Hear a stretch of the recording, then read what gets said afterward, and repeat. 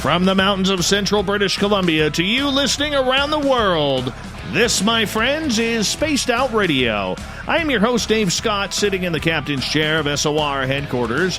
We welcome you to tonight's show on our terrestrial affiliates across North America and digitally on TalkStream Live and Revolution Radio. If you want to take a listen to our archives, they are free at youtube.com/Spaced Out Radio. Just do me the favor, hit that subscribe button.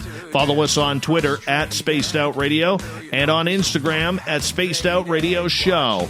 Our website is spacedoutradio.com, where we have a plethora of features for you, including rocking out to Bumblefoot and reading up on Captain Shirk's SOR Newswire. Tonight's show is brought to you by Chive Charities. Help make the world 10% happier by visiting Chive Charities today. You can find them on our website.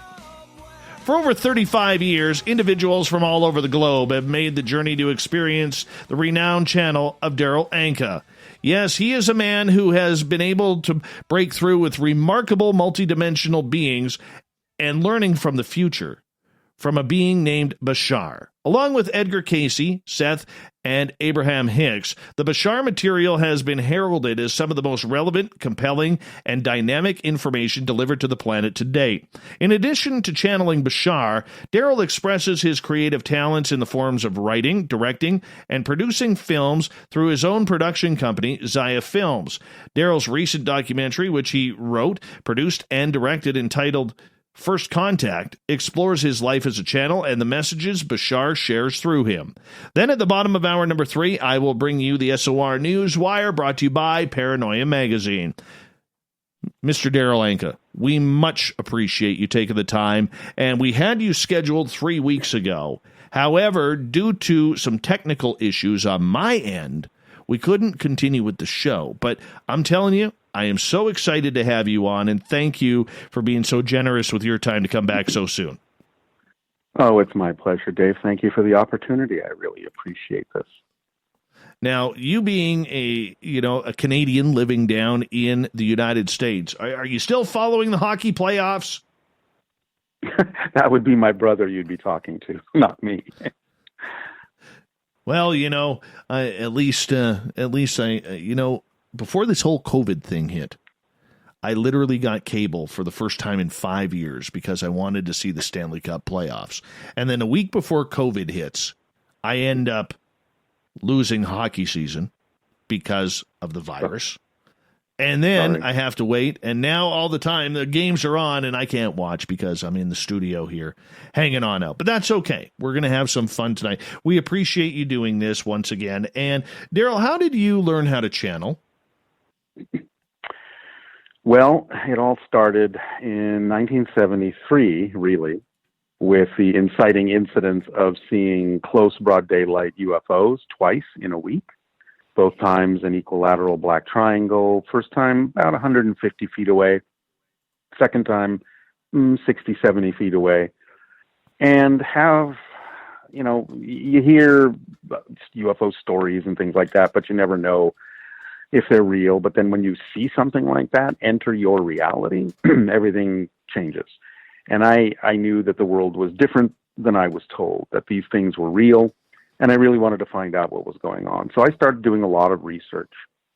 And one thing kind of led to another. Back then, there weren't a lot of books on these topics, but whatever books there were kind of crammed onto one bookshelf in the bookstore. So I just kind of went down the line, and UFO books kind of led to, psychic functioning books and spiritual books and channeling books and whatever else was around in the metaphysical community at the time.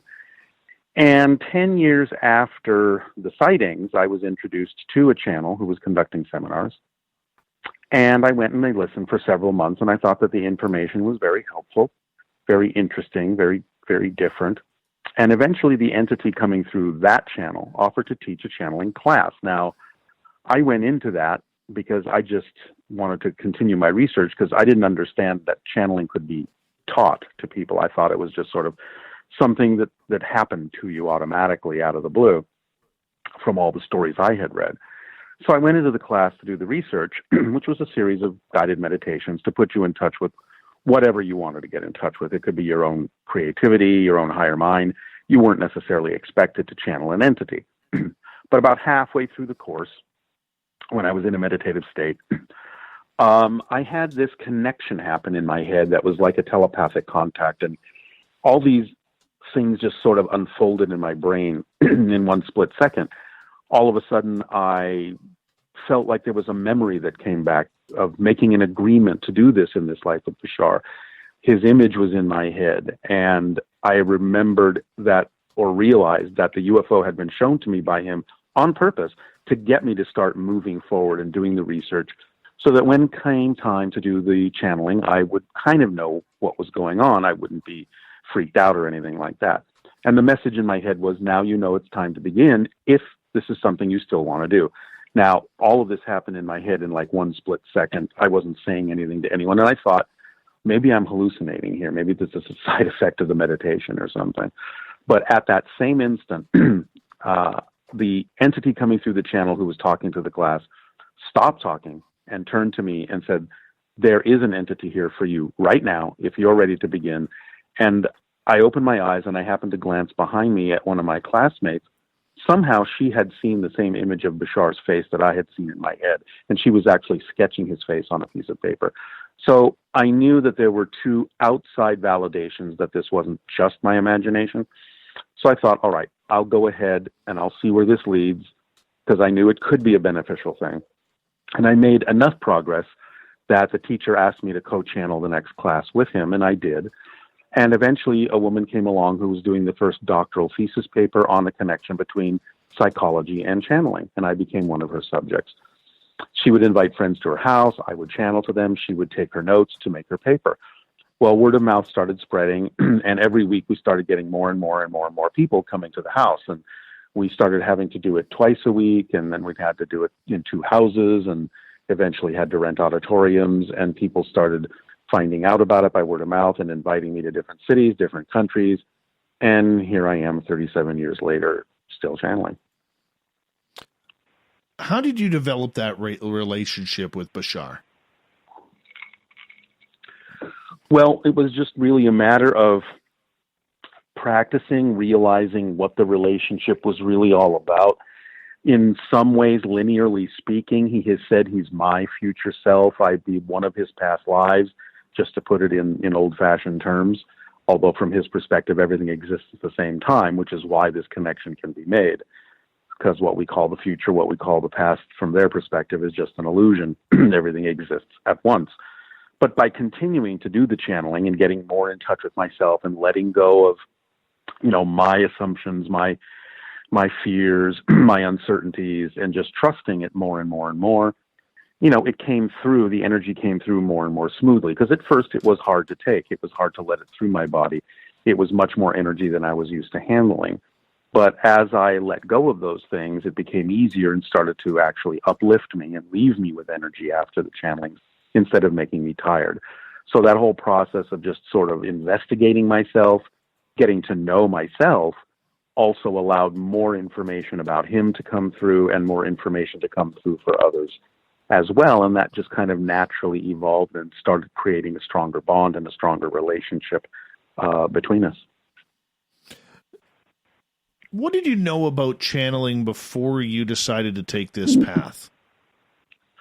I had read the Seth material by Jane Roberts, so I was somewhat familiar with channeling through that avenue. But since doing this myself, I came to realize quite quickly that channeling is actually something everyone does. It's a true altered state in our brain called gamma, somewhere above 40 cycles per second in the brain to maybe about 100. And when anyone is doing something that they love to do, they're super hyper-focused, they're in the zone, so to speak, or in a deep meditation, their brain automatically goes into the channeling state, into gamma. So it just depends on what people want to use it for, but everyone has the ability to channel, and we all channel a lot of the time when we get into that zone. And it's like, when you're doing something, you're so focused and you think maybe 15 minutes has passed, but it's been like an hour. That's the state I'm talking about, because in the channeling state, time is very collapsed for me. It feels like it's been 15 minutes when it's maybe been an hour, hour and a half. But I really learned that it is something we all have the ability to do, and we all do. throughout our lives from time to time. So how do we not know that we are doing it? How do we not know? Right. Well, like if you say we're all doing it, how do we know that we're not doing it right now or whatever? Well, what I'm saying is we know we're doing it when we're in that state where we're doing what we love to do, when we're following our passion, when we're in our bliss, when we're in the zone.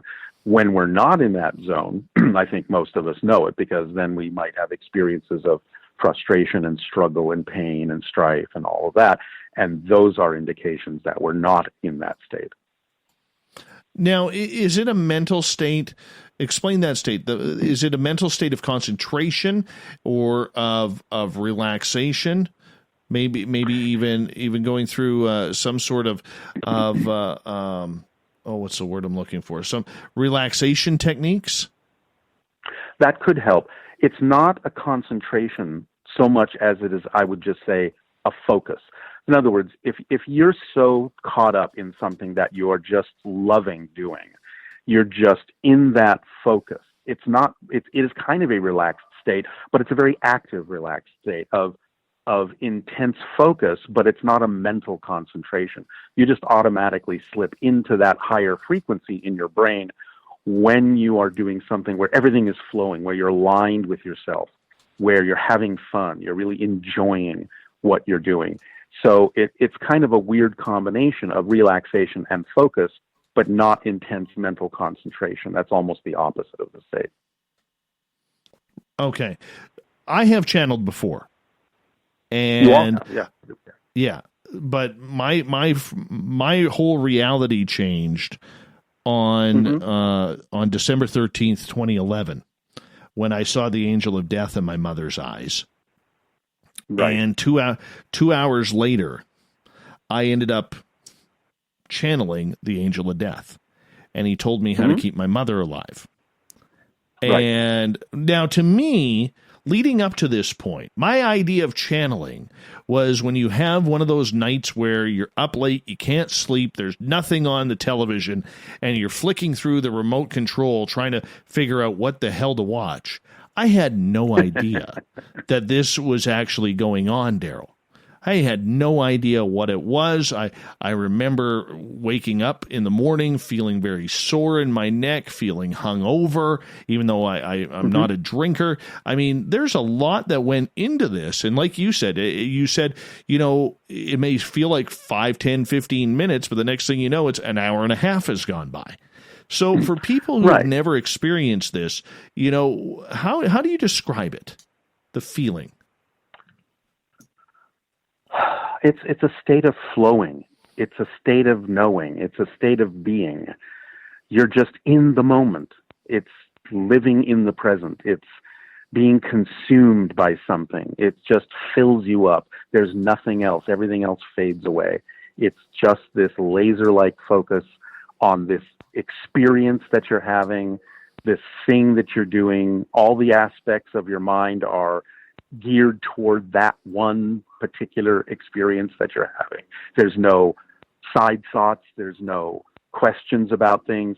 You're just completely caught up in whatever that is at the moment that's happening within you and to you.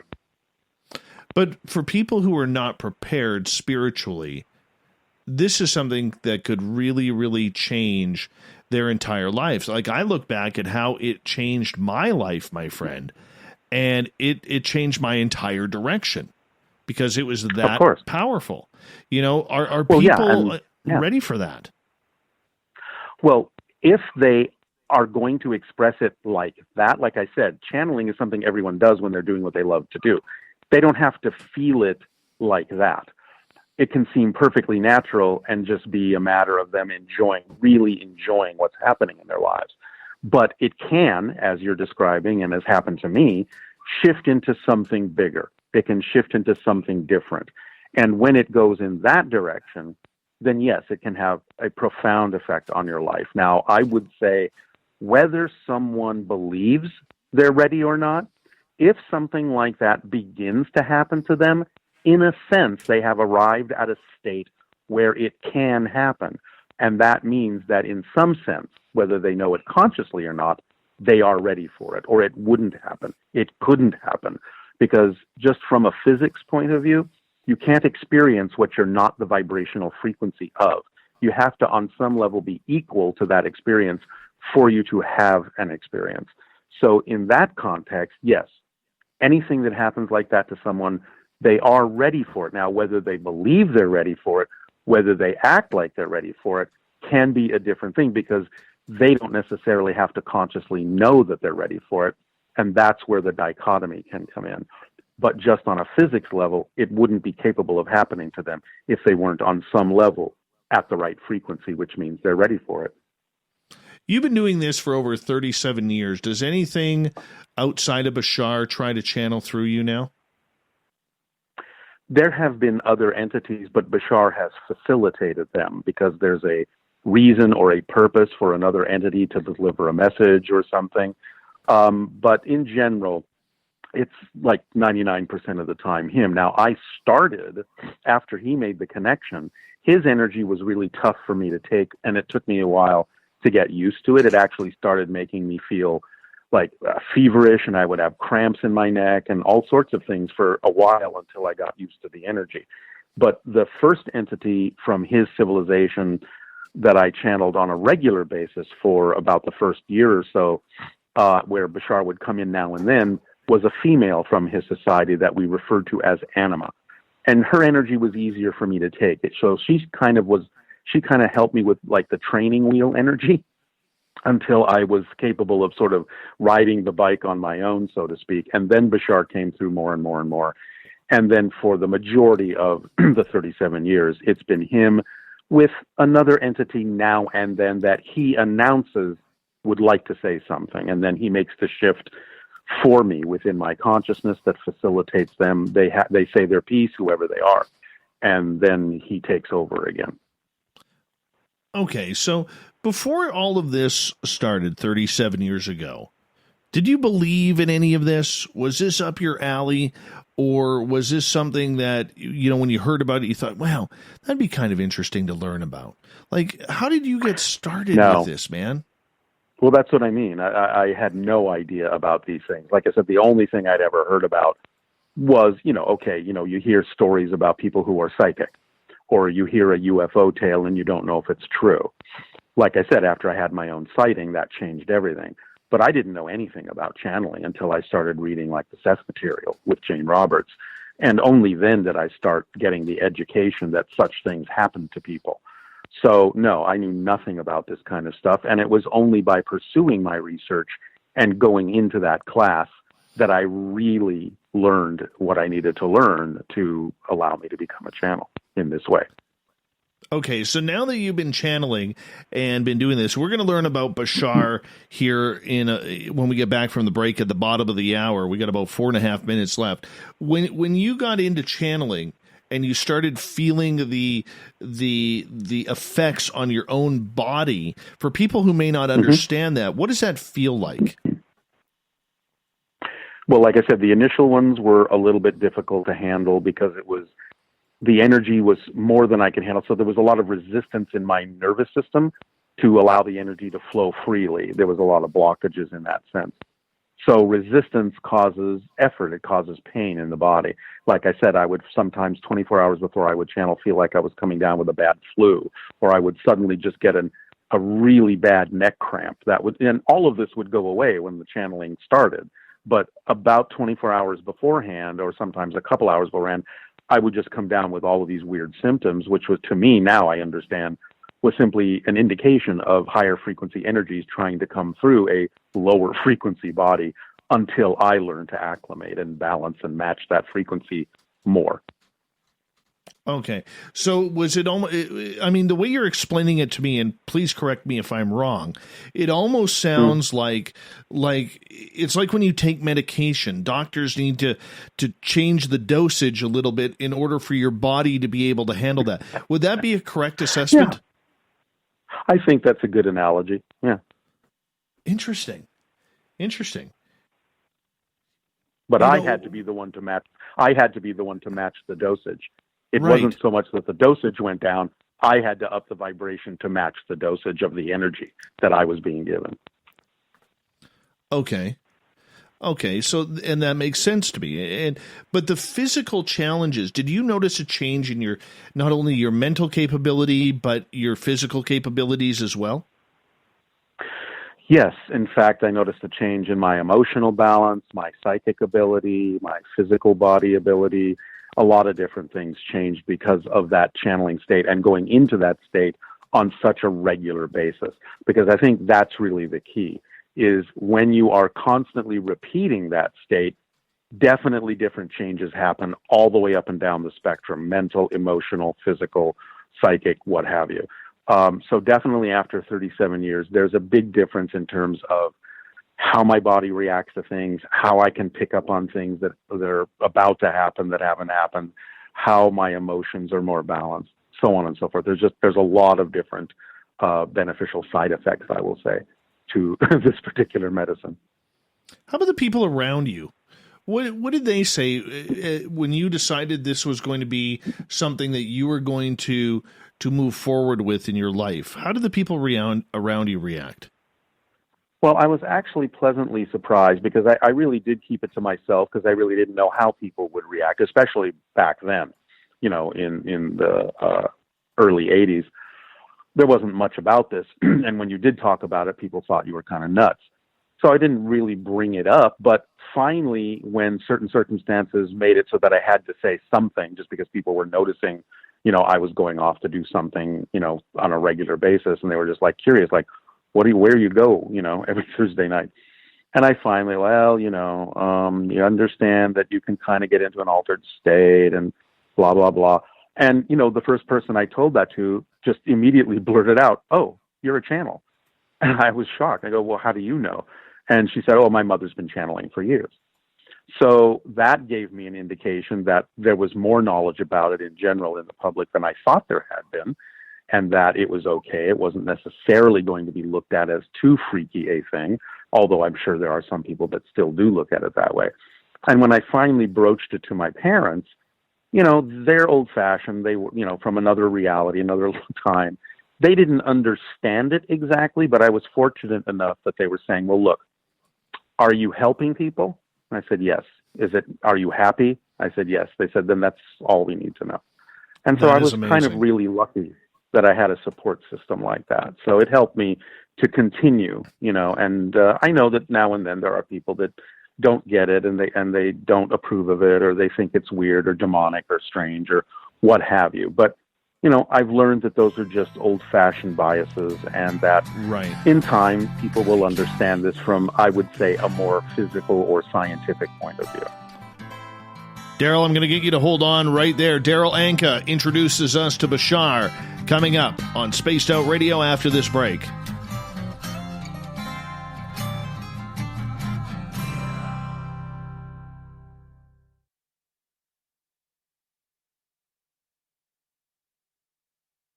Hey, space travelers, this is John Resig, founder of the Chive and Chive Charities. If you know anything about our website, you know we like to do things a little differently. We're not some faceless organization collecting money for a nebulous cause. Our donor dollars go directly toward life-improving items. Then we give those items directly to an underdog who needs it most. To become a donor with Spaced Out Radio's official charity, Chive Charities, just go to chivecharities.org/donate. From the heartlands of Canada to beards around the world, we know how to take care of you. Fill your follicles with the Mighty Moose Beard Oil. All our oils and balms are handmade and 100% natural ingredients because we care about your beard. And hey, use the promo code SOR2019 and get your Mighty Moose Beard Oil today. You can check us out on our website, mightymoosebeard.com.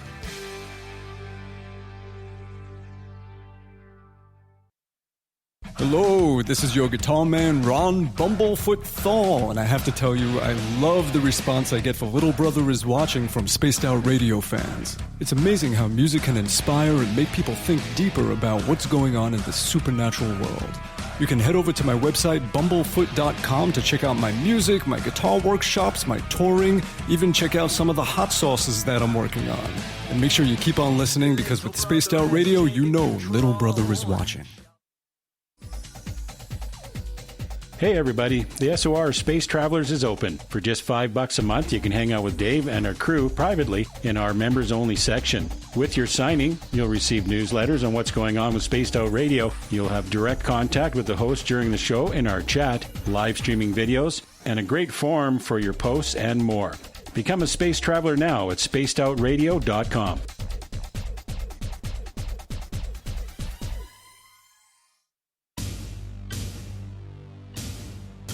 You wanted new SOR gear, and now you can have it. The SOR Vault is fully stocked with t-shirts, hats, hoodies, mugs, and everything in between, with great logos for you to choose from. So head on over to spacedoutradio.com, click on the SOR Vault, and go shopping. Pricing is quite affordable, and you can look good representing your favorite show. So go to our website and pick up your new SOR wear at the SOR Vault today.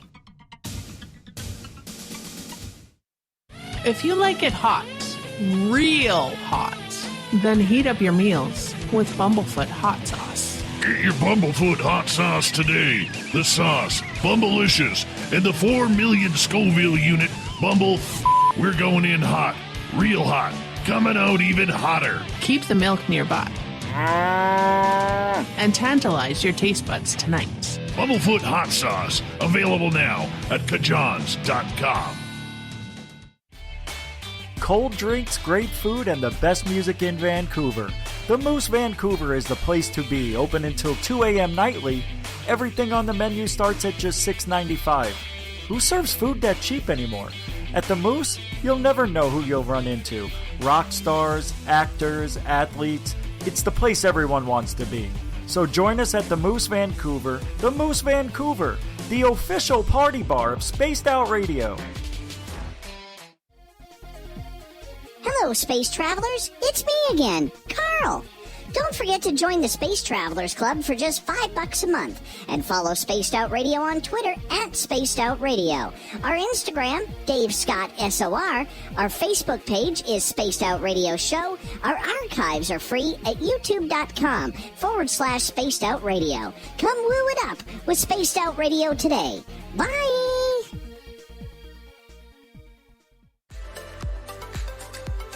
Are you looking for great advertising value for your company?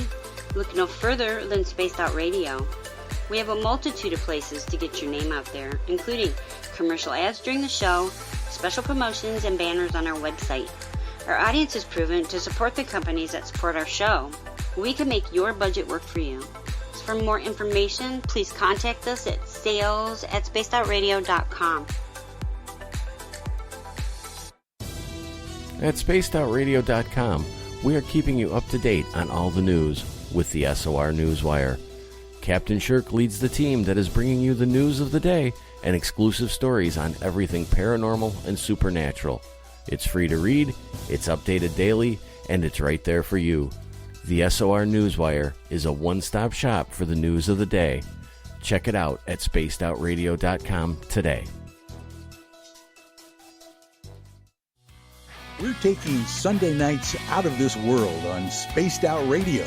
This is Michael W. Hall, also known as the Paranormal Lawyer. Together, we're going to go on an exciting journey into the unknown. I'm going to bring you some of the best interviews in the paranormal and supernatural to start your new week off on a freaky note. So tune in to Spaced Out Sundays with me, Michael W. Hall, only on spacedoutradio.com.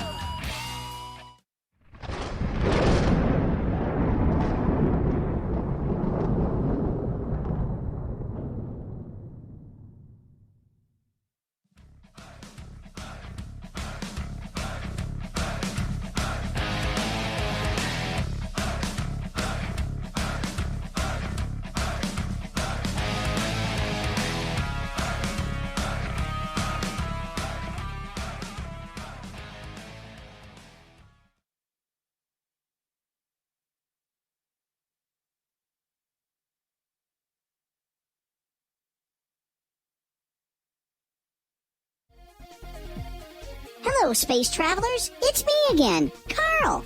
Don't forget to join the Space Travelers Club for just $5 a month and follow Spaced Out Radio on Twitter at Spaced Out Radio. Our Instagram, Dave Scott SOR. Our Facebook page is Spaced Out Radio Show. Our archives are free at youtube.com/Spaced Out Radio. Come woo it up with Spaced Out Radio today. Bye!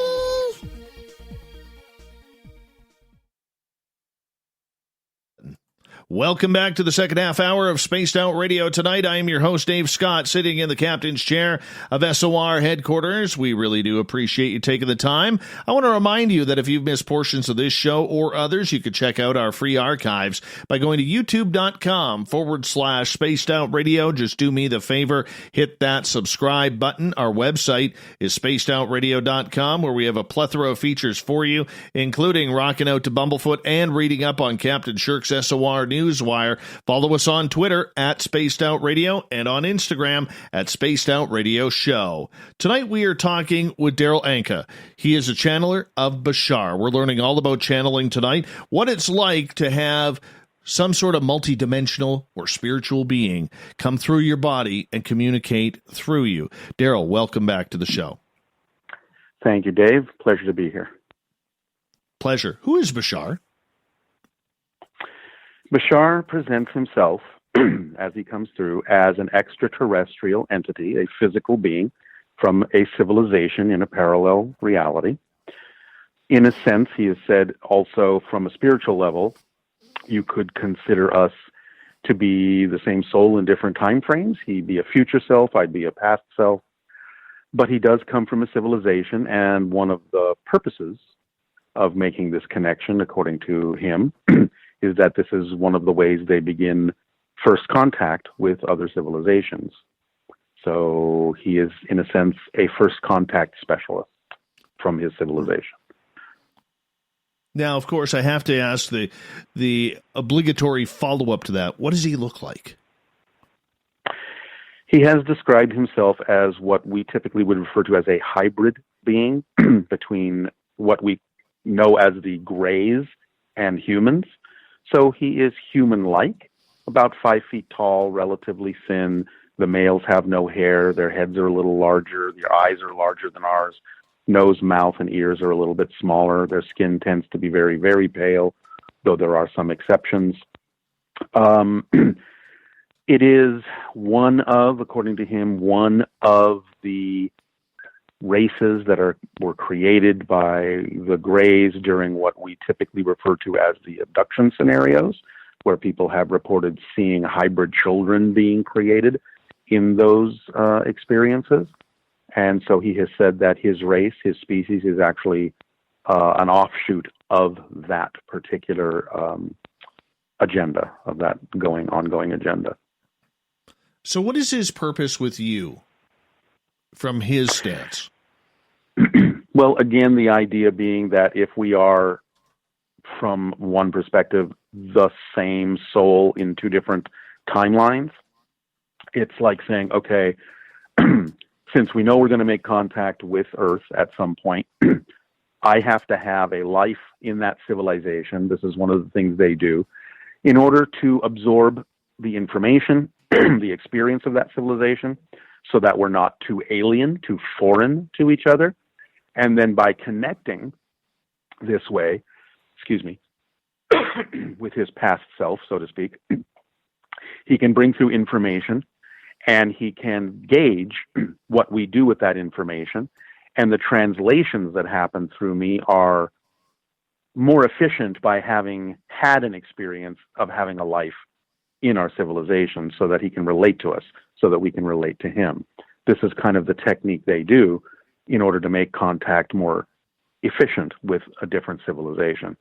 And he's done this over and over and over again with other civilizations. So I guess from what he's explained, I am his version of him in this reality that he can use as a biological translator to absorb experiences from our society and to share information to our society. So did he seek you out, or did you seek him out? If you are him and he is you? Well, in the fact that I had the UFO sighting, and in the fact that he made the connection during the channeling class. I guess from my perspective, he sought me out. But in the sense that I decided to do the research, learn what channeling was, follow up on finding out what UFOs were all about, I suppose in some senses we sought each other out until that moment came where that connection needed to happen to begin the channeling. All right. So with that, how did he know how to find you, or you find him? Well, they're very much more evolved than we are on a lot of different levels, and they perceive reality very different than we do, and they're much closer to the non-physical level of things, so they do function kind of like spirits, even though they are physical. And therefore, from the higher point of view that they have, they can see deeper into dimensions, into realities. It's not as difficult for them to perceive similar connections that they have in other realities. It's easier for them to perceive those things naturally in their reality than it is for us at this point in our evolution. So to him, it's perfectly natural to be aware at all times of any extensions or other versions of himself that exist in other parallel realities, because his consciousness is just that much more expanded to be aware of those things. So where is he? Well, he comes from, like I said, a parallel reality. He comes from a planet. The civilization in their ancient language is called Essassani. The people are Sassani.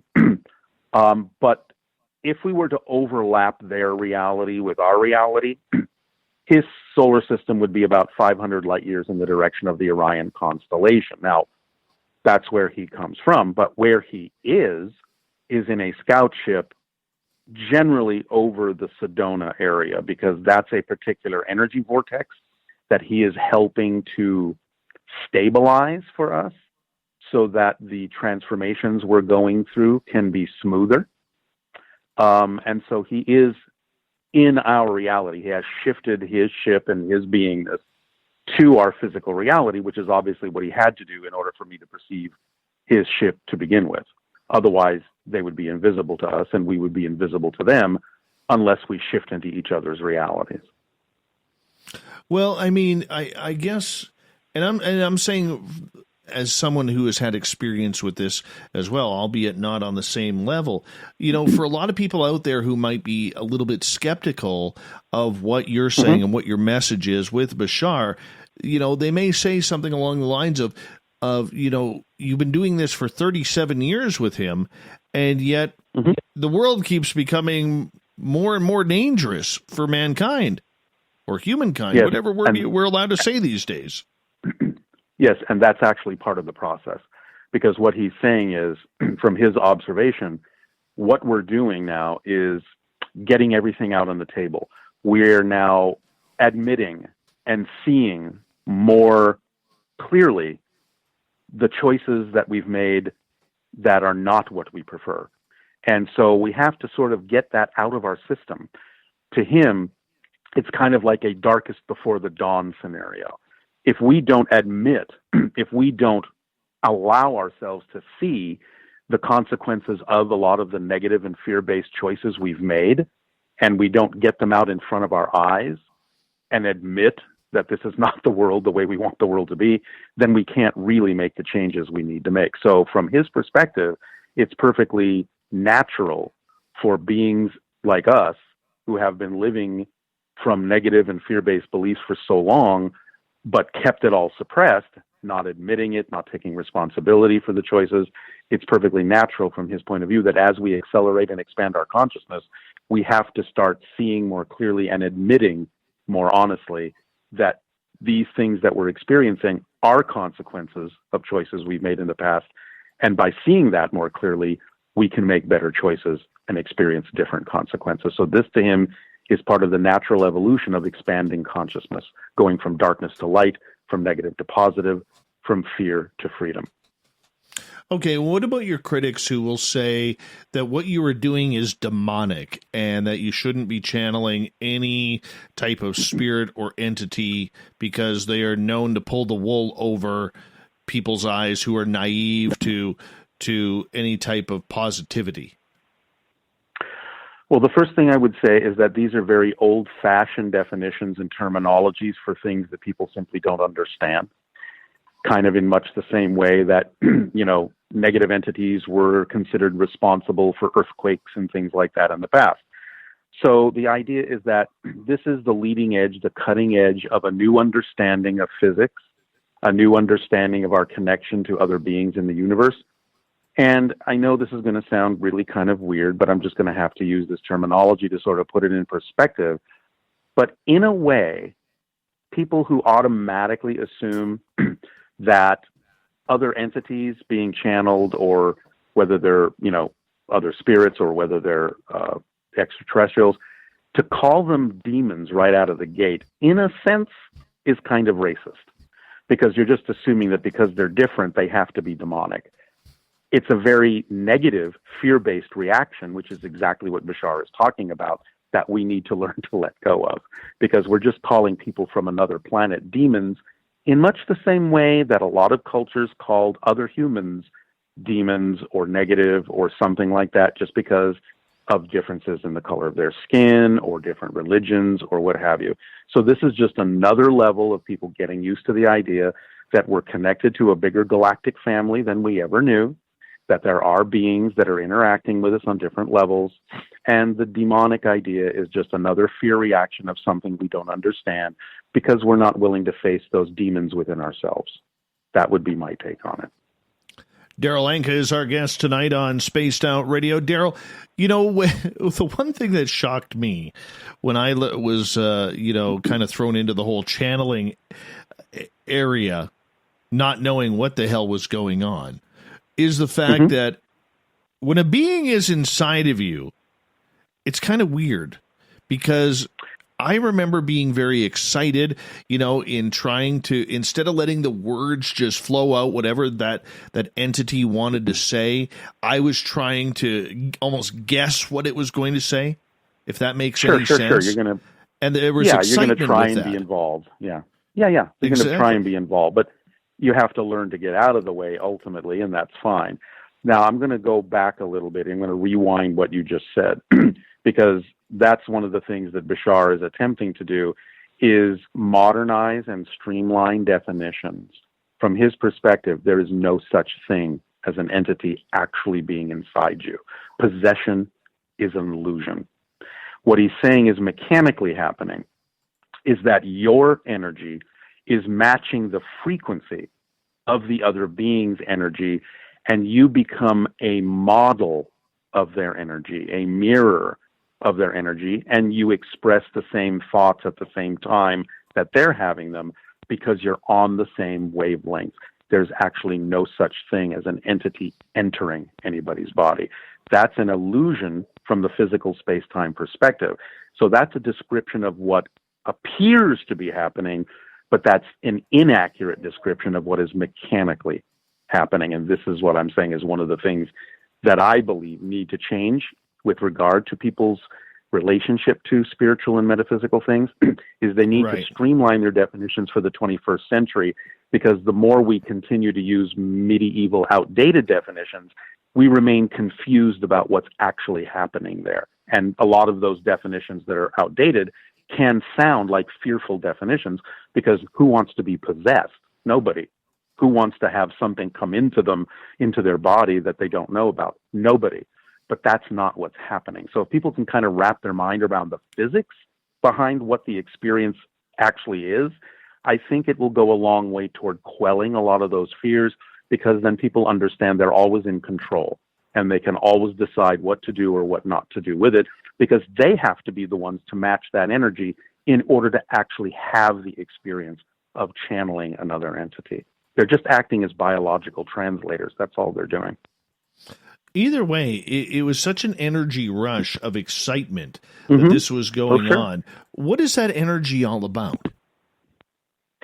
Well, a lot of the entities that you might connect to, including even your own higher mind, definition being higher means they're operating on a much higher frequency. And that's the energy you're experiencing. You've got like a physical reality that by definition has a lower frequency on Earth, and you're connecting to a much higher frequency. And anytime you let a higher frequency or match a higher frequency, you're going to feel that rush of euphoria, because those higher frequencies exist in a euphoric state, in a state of joy and love and creativity. So you're going to feel that rush within yourself as you become more of yourself, because that's what you're really like too on the higher levels. And so the entities that make connections to us from higher planes are also giving us an opportunity to feel more of who we actually are. When we decide to match their frequencies, we get to experience more of what it's like to be the fullest being, or at least a fuller version of the being we are, than we typically do on a day-to-day basis. And that's what that rush of euphoria is the realization of what we really are. I mean, is it connecting to a higher self within you to connect with these entities? Yes. You kind of have to go through your own higher mind in order to do that. The higher mind helps facilitate that connection, because the higher mind already operates on a frequency that's closer to the frequencies that those entities operate on. So the higher mind kind of, for lack of a better term, acts as a middleman to facilitate your ability to raise your frequency to match those frequencies and meet in the middle. That's exactly what happens with Bashar and I. The channeling class trained me to change my frequency, to raise my frequency, and get closer to the frequency he operates on. He probably alters his frequency as well. Somewhere in the middle, we lock, we meet, our vibrations harmonize and match, kind of like tuning forks would be a good analogy. You know that if two tuning forks are vibrationally matched, you can start one tuning fork vibrating, and the sympathetic vibrations will cause the other tuning fork, whether you touch it or not, to actually start vibrating in harmony. So it's kind of like that idea. It's matching frequencies. This, as Bashar has explained it, is one of the reasons why people who are in love actually know what each other is thinking. This is what telepathy is all about, and it's a telepathic contact that I'm having with Bashar. It's not that you're reading someone else's mind when you're telepathic. It's that you're operating on a similar wavelength and you're having the same thoughts at the same time, because those are the thoughts that are relevant to that frequency.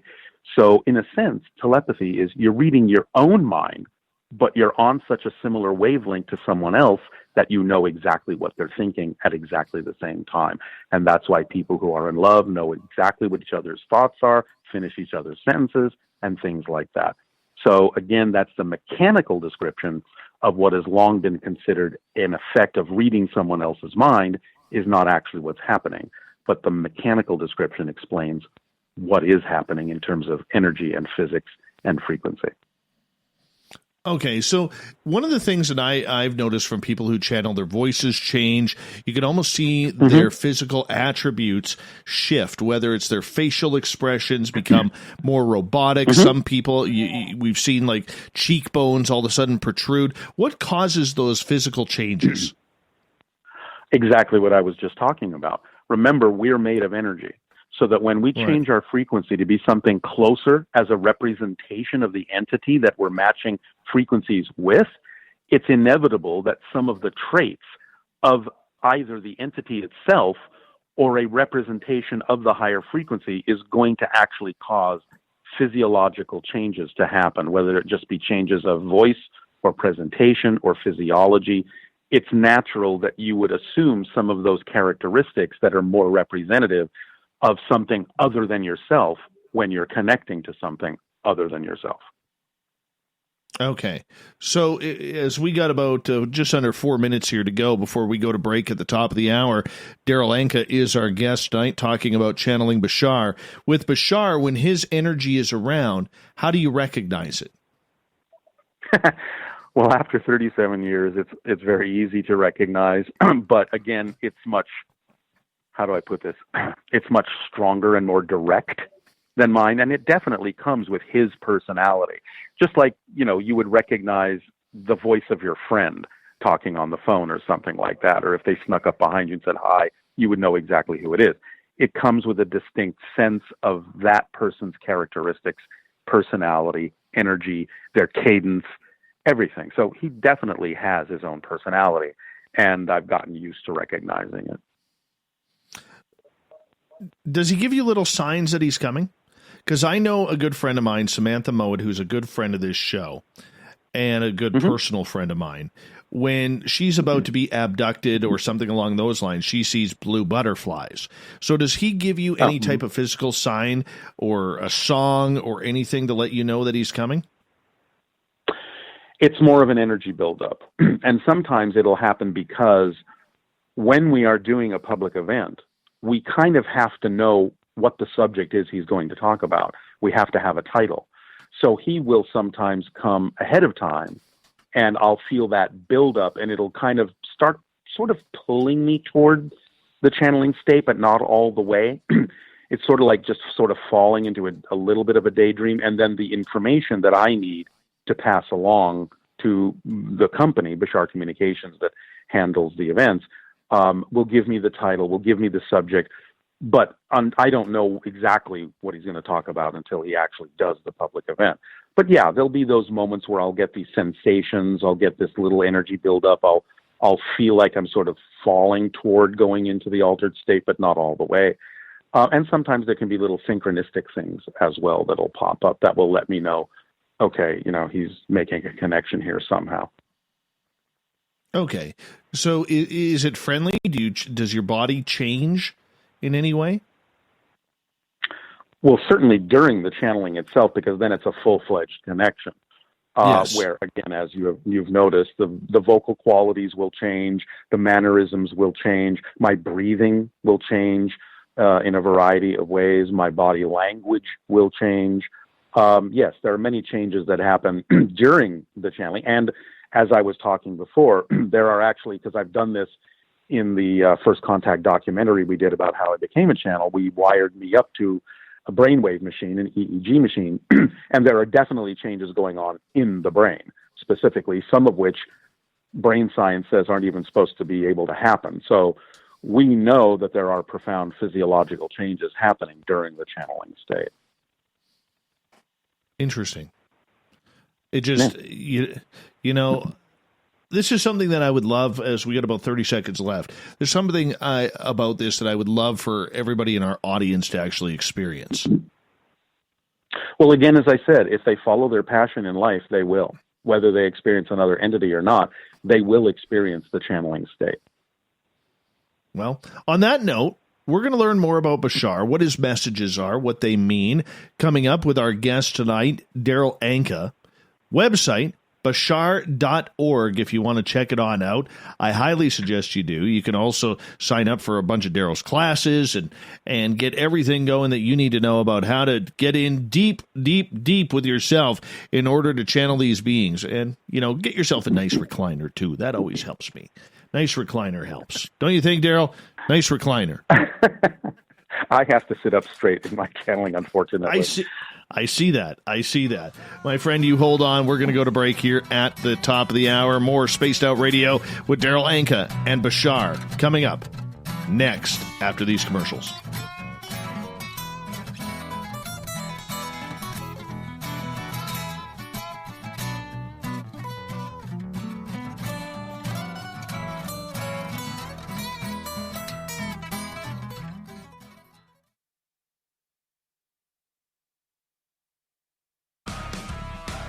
Get your horns up with me on Spaced Out Radio. This is Ron Bumblefoot Thal. Come tune in to SOR where you can hear me rock out with Little Brother Is Watching, the official theme song of Spaced Out Radio.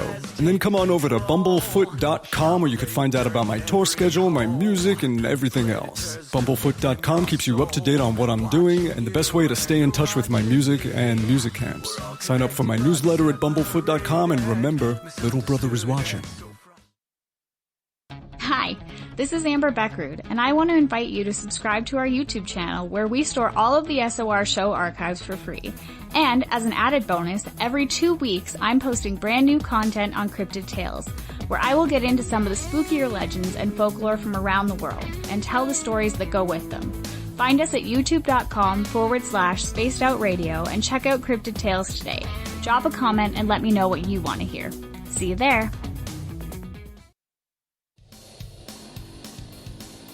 We all know on Spaced Out Radio we love a good beard and mustache, so why not take care of your facial hair with Mighty Moose Beard Oil? Made in Canada, we're taking care of beards and stashes around the world. We use 100% natural ingredients with our oils and balms to make your whiskers feel silky smooth. Use promo code SOR2019 at MightyMooseBeard.com today.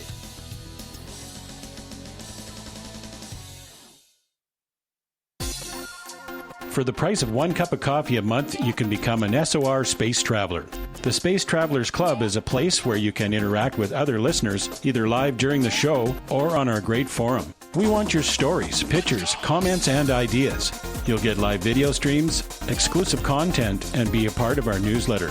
Stay in touch with everything SOR. The Space Travelers Club is just $5 a month at spacedoutradio.com.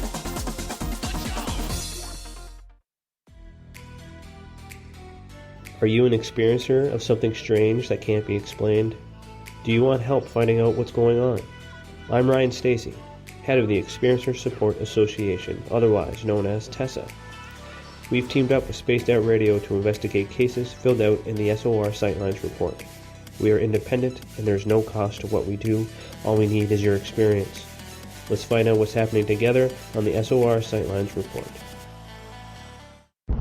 Are you intrigued by Paranormal Talk Radio? You'll love the new Paranormal Radio app from TalkStream Live. You'll find a great selection of talk shows covering UFOs, ghosts, strange phenomena, and much more. Download the Paranormal Radio app now and start listening to the very best in paranormal talk entertainment, including the network you're listening to right now, the Paranormal Radio app, free in Google Play and the iOS App Store. We are scouring the world for the most intriguing stories of your day. Take the time to read up on the SOR Newswire, where our team, led by Captain Shirk, will deliver to you some of the best paranormal and supernatural news, along with some stories that will blow your mind from the weird to the wacky. It's the news outside the news that piques interest, and that's what we're looking to deliver to you. The SOR Newswire, only at spacedoutradio.com. The party is always on at the Moose Vancouver. The Moose Vancouver is where you want to be when visiting Canada's West Coast. Open until 2 a.m. nightly, the Moose cranks up the rock while serving some of the best rated food in the city. The menu starts at $6.95. Why party anywhere else in Vancouver when the Moose is right there? Get your horns up and rock with the Moose, the official party bar of Spaced Out Radio. Hello, Space Travelers. It's me again, Carl. Don't forget to join the Space Travelers Club for just $5 a month and follow Spaced Out Radio on Twitter at Spaced Out Radio. Our Instagram, Dave Scott SOR. Our Facebook page is Spaced Out Radio Show. Our archives are free at youtube.com/Spaced Out Radio. Come woo it up with Spaced Out Radio today. Bye! Hey, Space Travelers, this is John Resig, founder of the Chive and Chive Charities. If you know anything about our website, you know we like to do things a little differently. We're not some faceless organization collecting money for a nebulous cause. Our donor dollars go directly toward life-improving items. Then we give those items directly to an underdog who needs it most. To become a donor with Spaced Out Radio's official charity, Chive Charities, just go to chivecharities.org/donate. The SOR Vault is open for business, and do we have some cool swag for you to pick up? All you have to do is head over to our website and click on the SOR Vault. You have a variety of cool logos to choose from, and put them on anything you want. T-shirts, hoodies, hats, coffee mugs, you name it, we can get it to you. So do your shopping by supporting the store you love. Get your Spaced Out Radio swag at the SOR Vault today.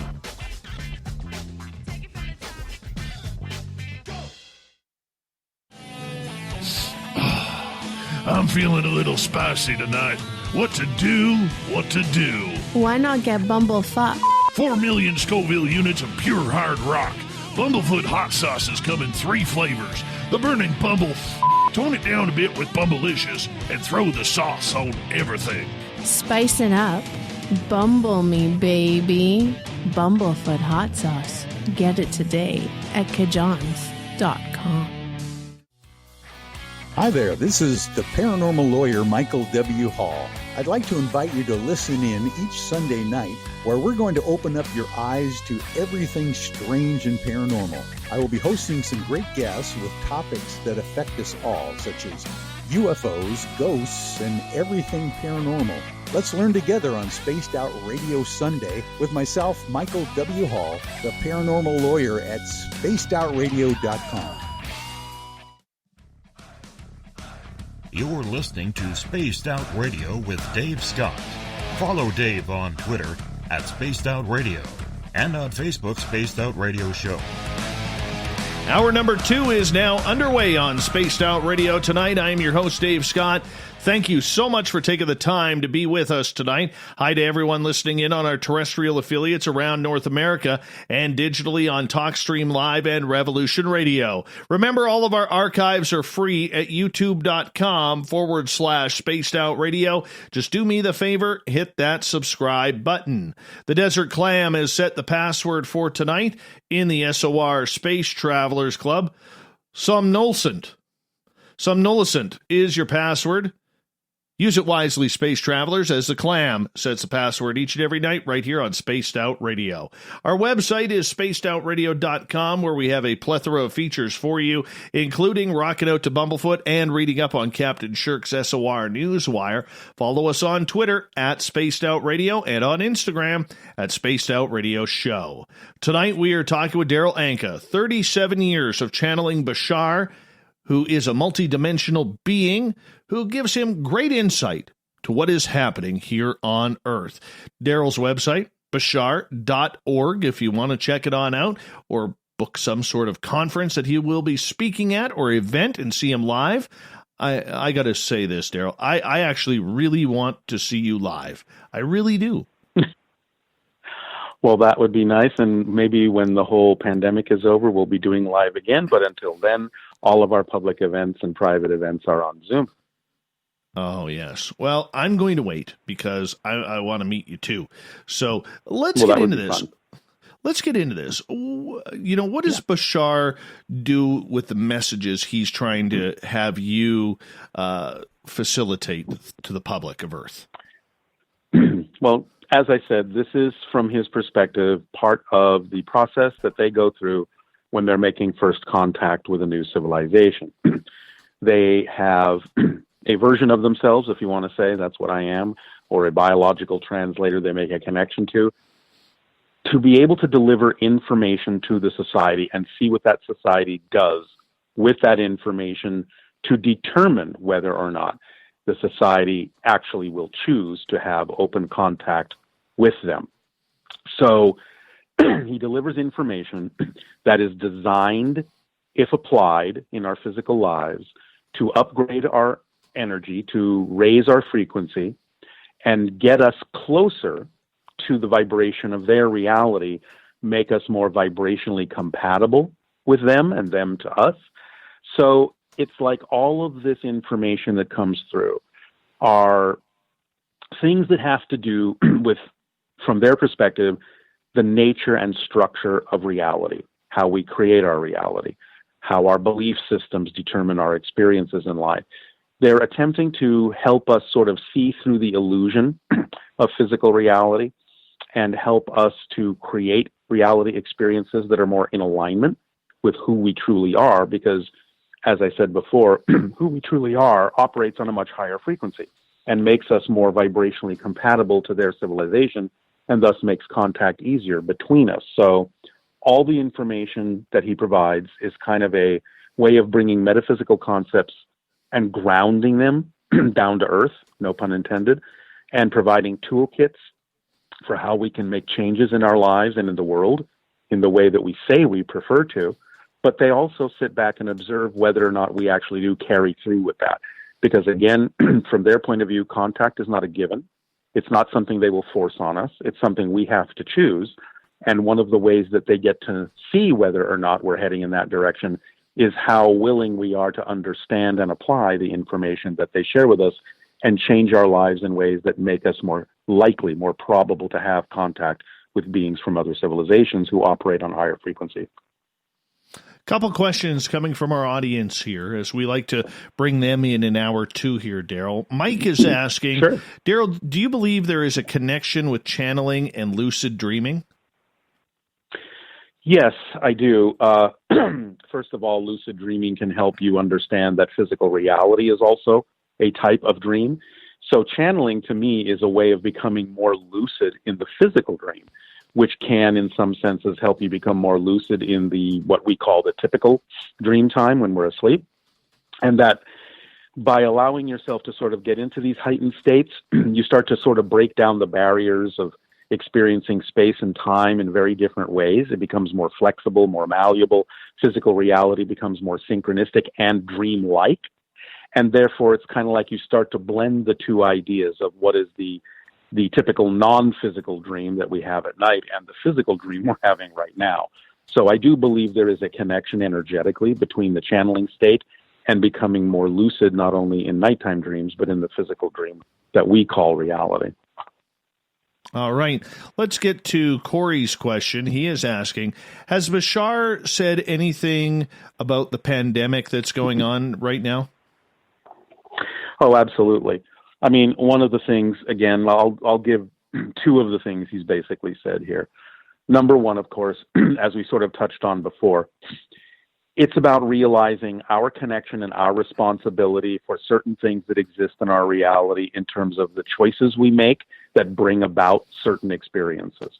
So we do know to some degree that COVID, the pandemic, is connected to things like the destruction of the environment that allows for opportunistic organisms to sort of leave their niche and go outside that and cross species into humans and so on and so forth. So one level of it is about taking more responsibility for the kind of choices we're making, not destroying the planet and having some kind of a reflective backlash from nature about that.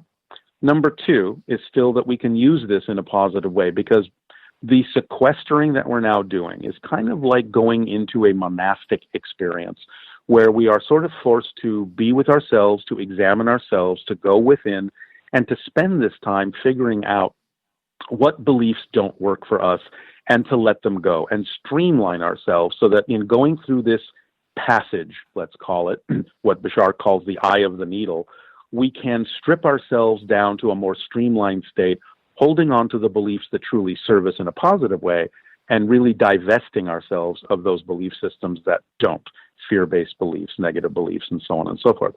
So there's a lot of opportunity in this situation for us to decide how to make better choices, and there's a big opportunity for us to get to know ourselves better and let go of those things that are simply not representative of who we truly prefer to be.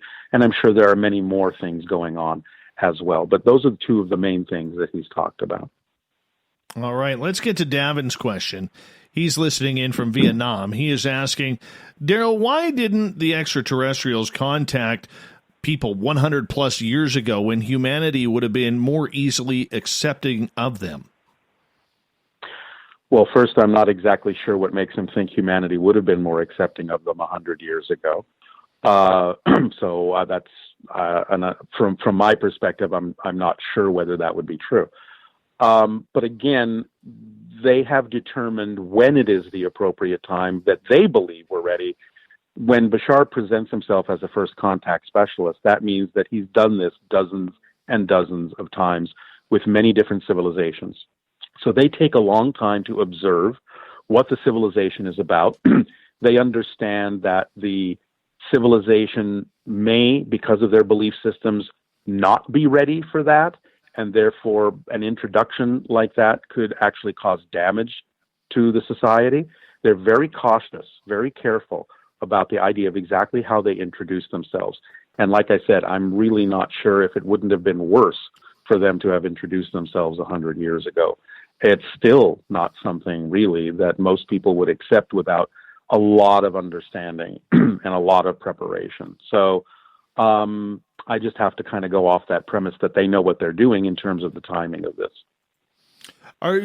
Okay, so you mentioned timing with that, because from a lot of times we hear that they don't live on time like we as humans do. So is their timing for everything usually off from what we expect? Because, I mean, we as humans, we now want things now. We don't want to wait. We want it here, now, and in the present. Yet, if they're not living on a timeline, wouldn't that kind of be a little bit erroneous in thinking that we are waiting for them to, or their message may not get to us when we feel we need it? It's all about when they feel it's ready? Well, it's both. They're observing, like I said, how we respond and react to the information, how we apply it or don't apply it, whether we're in fear or not in fear. So the timing is determined by both sides. They're really looking to see what we do, how we react. I mean, here's an example. Most people that are aware of UFO incidents are aware of what's called the Phoenix Lights incident in Arizona. I think back in, 1997, I believe, where a mile-long ship or a mile-wide ship, a big boomerang-shaped ship with lights, passed over the entire state of Arizona at night, very slowly, was witnessed by over 10,000 people, including the governor of the state. What did we hear on the news? Oh, it was probably airplanes or it was military flares. No, it wasn't some gigantic UFO. So that to me and that to Bashar is a perfect indication that we're not ready. We can't even admit seeing something so blatant in front of our eyes and making it something relatively normal that they know that we're just not ready for something more yet. So again, they continue to give the information to help us acclimate, to help us understand that it's a possible choice we can make, but they're not going to push it on us. They're really looking to us to determine a lot of the timing by our own behaviors, our own responses and reactions to the things that they already are showing us and we're ignoring. All right. So with that, and that makes sense. That makes complete sense. With that, is Bashar also connected to other extraterrestrials, let's say the beings that were flying that craft? He is.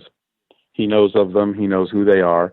And different civilizations will do different things based on their interactions or their relationships to us or whatever part they're playing in this whole idea of open contact. So he is relatively aware, not aware of everyone and everything, but relatively aware of the ones that are involved in the ongoing process of seeing if Earth is going to choose to have open contact with extraterrestrial beings. Okay. So does he also know the beings that are causing a lot of havoc here, taking people, operating on them, maybe doing something that's a little bit more grotesque, or maybe taking humans and never returning them? Okay, this is a big story. It's a huge story, and it's connected to some degree to them because this goes back to what I was saying earlier about the idea of who Bashar is. From his perspective, the beings called the Greys that are often depicted as being involved in the abduction experiences are actually mutated humans from a parallel version of Earth. The short version of the story is they destroyed their version of Earth. They went down a similar path to the path we're walking on in terms of the destruction of nature and all sorts of things, but they took it much, much further. They did it to the point where they could no longer really thrive. Over time, they had to actually mutate themselves into the beings called the Greys to survive, but they still couldn't reproduce, and a lot of other things that happened to them made it inevitable that their civilization would die out. They knew that the only way that they could continue was to find a viable source of human DNA. So they used their advanced technology to actually shift into parallel versions of reality, parallel versions of Earth like ours, where human DNA was still viable. And that's why those experiences are happening, in extracting DNA to create hybrid beings that will actually not only continue to allow their civilization to exist, but also, like Bashar, being one of the beings of those hybrid races, are capable of sharing information that would help us not go down the same path of destruction that the humans went down that turned themselves into the Greys. Now, I know I've got friends that are abductees, and I know that it's been a very traumatic thing. And Bashar is not excusing the trauma in any way, shape, or form. But he's saying what you have to understand is when they took it upon themselves to create this agenda of creating hybrids so that they would continue as a society, they actually had to divest themselves of emotionality and turn themselves into a hive mentality. The project was just so huge, so enormous, that they had to work as a single entity in order to get it done. So they actually kind of gave up their emotionality in order to function in a more machine-like way, a more efficient way, to make sure that their society was capable of accomplishing this in the time it would take without dying out. But the benefit of it is that the hybrids that are created can help us make sure we don't do the same thing to our planet. Now, he has also said that even though, and again, this is not an excuse, the idea is that simply because they can't relate to us emotionally anymore, the Greys, that they don't really understand what they're causing in terms of the trauma, the pain, and so on and so forth. They really have become like automatons. But they have made these agreements with these people from a higher level. And from Bashar's perspective, what he's actually said is many of the people who are in fact abductees are actually part of the family lines of those Greys who once were human. So they're actually kind of taking the DNA from their own family lines, from their own relatives, in a sense, who on a higher spiritual level have made an agreement to participate in this, because they also know on another level that the hybrids now giving us this information is going to help Earth evolve in a more positive way. Like I said, this is an extremely long, extremely dense, extremely complex story. I've given the story that Bashar has told in a very brief nutshell. There's a lot more to it than that, but that's a brief version of the idea of what's going on with the abduction experiences. Okay, so with that happening, what about these people that go missing and never to be seen again? Have they been taken off this planet for nefarious reasons? Have they been taken to go maybe to back home to where their spiritual side of them is from? Whether it's somewhere in the universe, I don't know. I'm probably not explaining that very well, but just curious, do we know what's happening with a lot of these missing people? Bashar has never given a definitive answer to that, because I don't know that he's ever actually been asked that question. So I can't give you a definitive answer either. There have been hints here and there that sometimes a person who doesn't come back, it's not for nefarious reasons. It may simply be that they made a decision to stay with those beings, either on the ships or being taken to their planet to help out in some other way. So I don't believe that it's nefarious, at least not with the beings that we've been talking about. I can't vouch for the idea of whatever other beings may or may not be involved. I don't think there are as many nefarious intentions as many people like to think when they go into conspiracy theories. Bashar has said that a lot of that is highly exaggerated because of our own fear-based beliefs. Nevertheless, I'm sure there are definitely different reasons, and there may be different reasons for the different species that people may be interacting with as to why some of them may never return. Couple questions from our audience. Nicole is asking in our YouTube chat, can children channel unknowingly? I think children probably channel more often than adults do. And sure, it's probably more automatic for them because in a sense they haven't been taught out of that natural state for the most part, whereas most adults have been taught that these things are not supposed to happen. I think children will probably be very natural channels, and they probably channel more often than you may think. A lot of times when children tell us that they're either seeing spirits or they're remembering a past life or they're talking to some other entity, I believe that sometimes that might truly just be imagination. I also believe that sometimes it's not. They're actually telling you that they're talking to real beings. All right. Let's move on here to another question from Cat Chaser in our YouTube chat, asking about reptilians. Are they good? Are they bad? Does Bashar know? Again, he has said that a lot of the stories about that are exaggerated in fear-based ways. He has sort of explained, okay, let's see if I can get into this clearly, the way he's described it. He has said the reptilians are essentially the first hybridization from this planet. In other words, for lack of a better term, and I know this is a very broad term, so I hope people will sort of take this with a grain of salt, but in broad terms, dinosaur DNA was used to create hybrid beings a long time ago, which began the idea of the reptilian civilization. Now, when we evolved as mammals, we have a primitive part of the brain, the survival mechanism part of the brain, that reacts in survival mode when it is confronted with something it believes is a predator. The reptilians have the kind of energy that we interpret as predatory simply because of the reptilian-based DNA. We tend to react fearfully and go into survival mode because the primitive part of our brain sees them, at least most people who have some experience of this, see them as dangerous, as predatory, as something that might eat us. And so we're afraid, and we start assigning all sorts of negative meanings to their existence. I don't believe that overall they're nefarious. I think it's something more like what I just described in terms of we just happen to have a very predatory prey reaction to them, and therefore it sort of sets up all sorts of negative fear-based stories in our mind about what they're up to and so on and so forth. Bashar has said it's not anywhere near what most people say when they're talking about conspiracy theories about reptilian control and all that kind of stuff. He said a lot of that is just what's being exaggerated in our own minds because of our reaction to the reptilian DNA from a mammal-based DNA. We got 2 minutes before we have to go to break at the bottom of the hour. Darryl Anka is our guest tonight on Spaced Out Radio. Gary is asking, can you channel more than one being at the time? Well, generally, no. I mean, they'll usually be polite and take turns.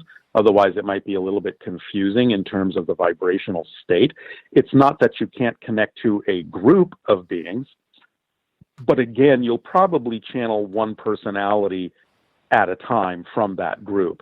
So you might feel the connection to multiple entities at the same time, but in terms of the actual information being delivered through the channel, it would be a little confusing if more than one of them was speaking at the same time. All right, I think we got time to get in one more question here. This is from, let me just check, Anthony.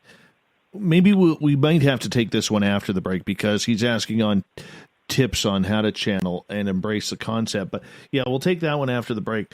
Do you enjoy what you do, Darryl?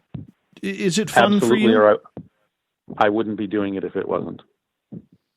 Really? No, that's part of the whole idea that Bashar presents of following your passion, acting on your passion. If it wasn't exciting for me to do, I wouldn't be doing it. Well, that pretty much sums up that question. Sums it right up. Thank you for doing that. I guess sure. I don't need to delve into that one much more than what you just said, because you could tell even just talking about it how much you enjoy this type of conversation and engaging and enlightening people with it. And I think that's pretty special, man. It is one of my passions. Just like writing and filmmaking, it's all different forms of communication to present different ideas, different ways of looking at things. So absolutely, I enjoy it. All right, you hold on right there. We're going to go to break at the bottom of the hour. Darryl Anka is our guest tonight on Spaced Out Radio, channeling Bashar. What's it like to channel? More of your questions in the chat rooms, because we have Darryl for another hour on Spaced Out Radio, and I know you're enjoying it. So am I here on Spaced Out Radio.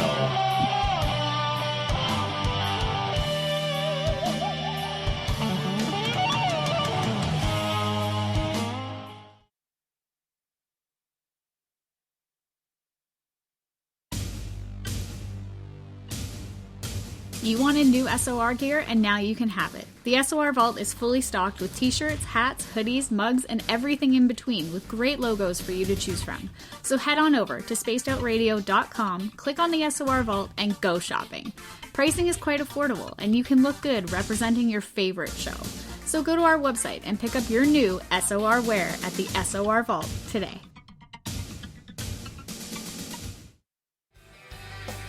From the heartlands of Canada to beards around the world, we know how to take care of you.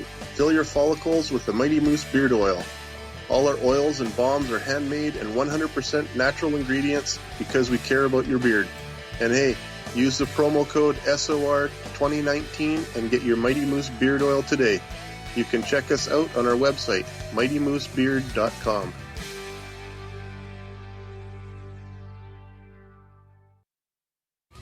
We're adding to the entertainment online for Spaced Out Radio.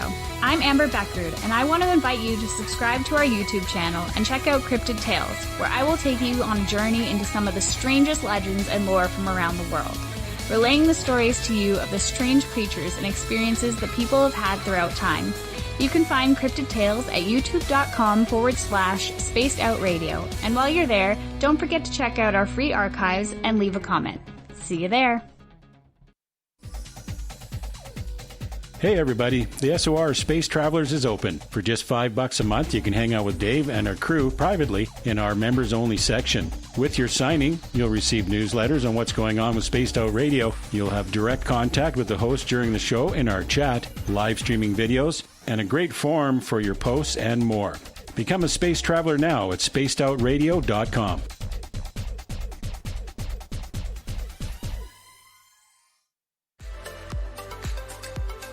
Are you looking for great advertising value for your company? Look no further than Spaced Out Radio. We have a multitude of places to get your name out there, including commercial ads during the show, special promotions, and banners on our website. Our audience is proven to support the companies that support our show. We can make your budget work for you. So for more information, please contact us at sales@spacedoutradio.com. We're taking Sunday nights out of this world on Spaced Out Radio. This is Michael W. Hall, also known as the Paranormal Lawyer. Together, we're going to go on an exciting journey into the unknown. I'm going to bring you some of the best interviews in the paranormal and supernatural to start your new week off on a freaky note.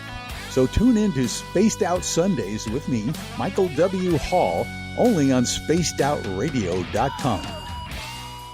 Hey, space travelers, this is John Resig, founder of the Chive and Chive Charities. If you know anything about our website, you know we like to do things a little differently.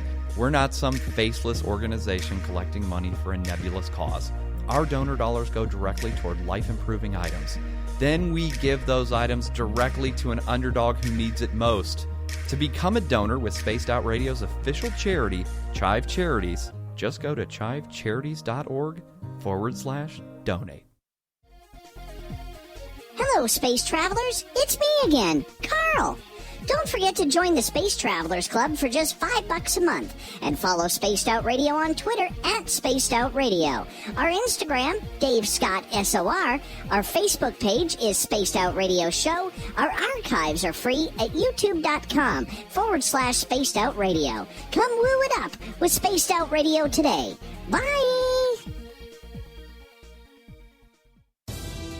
At spacedoutradio.com, we are keeping you up to date on all the news with the SOR Newswire. Captain Shirk leads the team that is bringing you the news of the day and exclusive stories on everything paranormal and supernatural. It's free to read, it's updated daily, and it's right there for you. The SOR Newswire is a one-stop shop for the news of the day. Check it out at spacedoutradio.com today.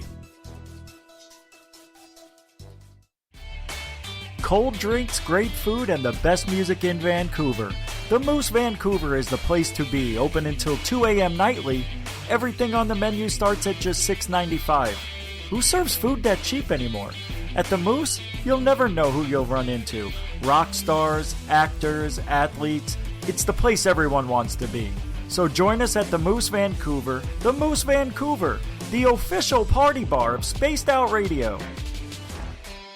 Hello, this is your guitar man, Ron Bumblefoot Thal, and I have to tell you, I love the response I get for Little Brother is Watching from Spaced Out Radio fans. It's amazing how music can inspire and make people think deeper about what's going on in the supernatural world. You can head over to my website, bumblefoot.com, to check out my music, my guitar workshops, my touring, even check out some of the hot sauces that I'm working on. And make sure you keep on listening, because with Spaced Out Radio, you know Little Brother is watching.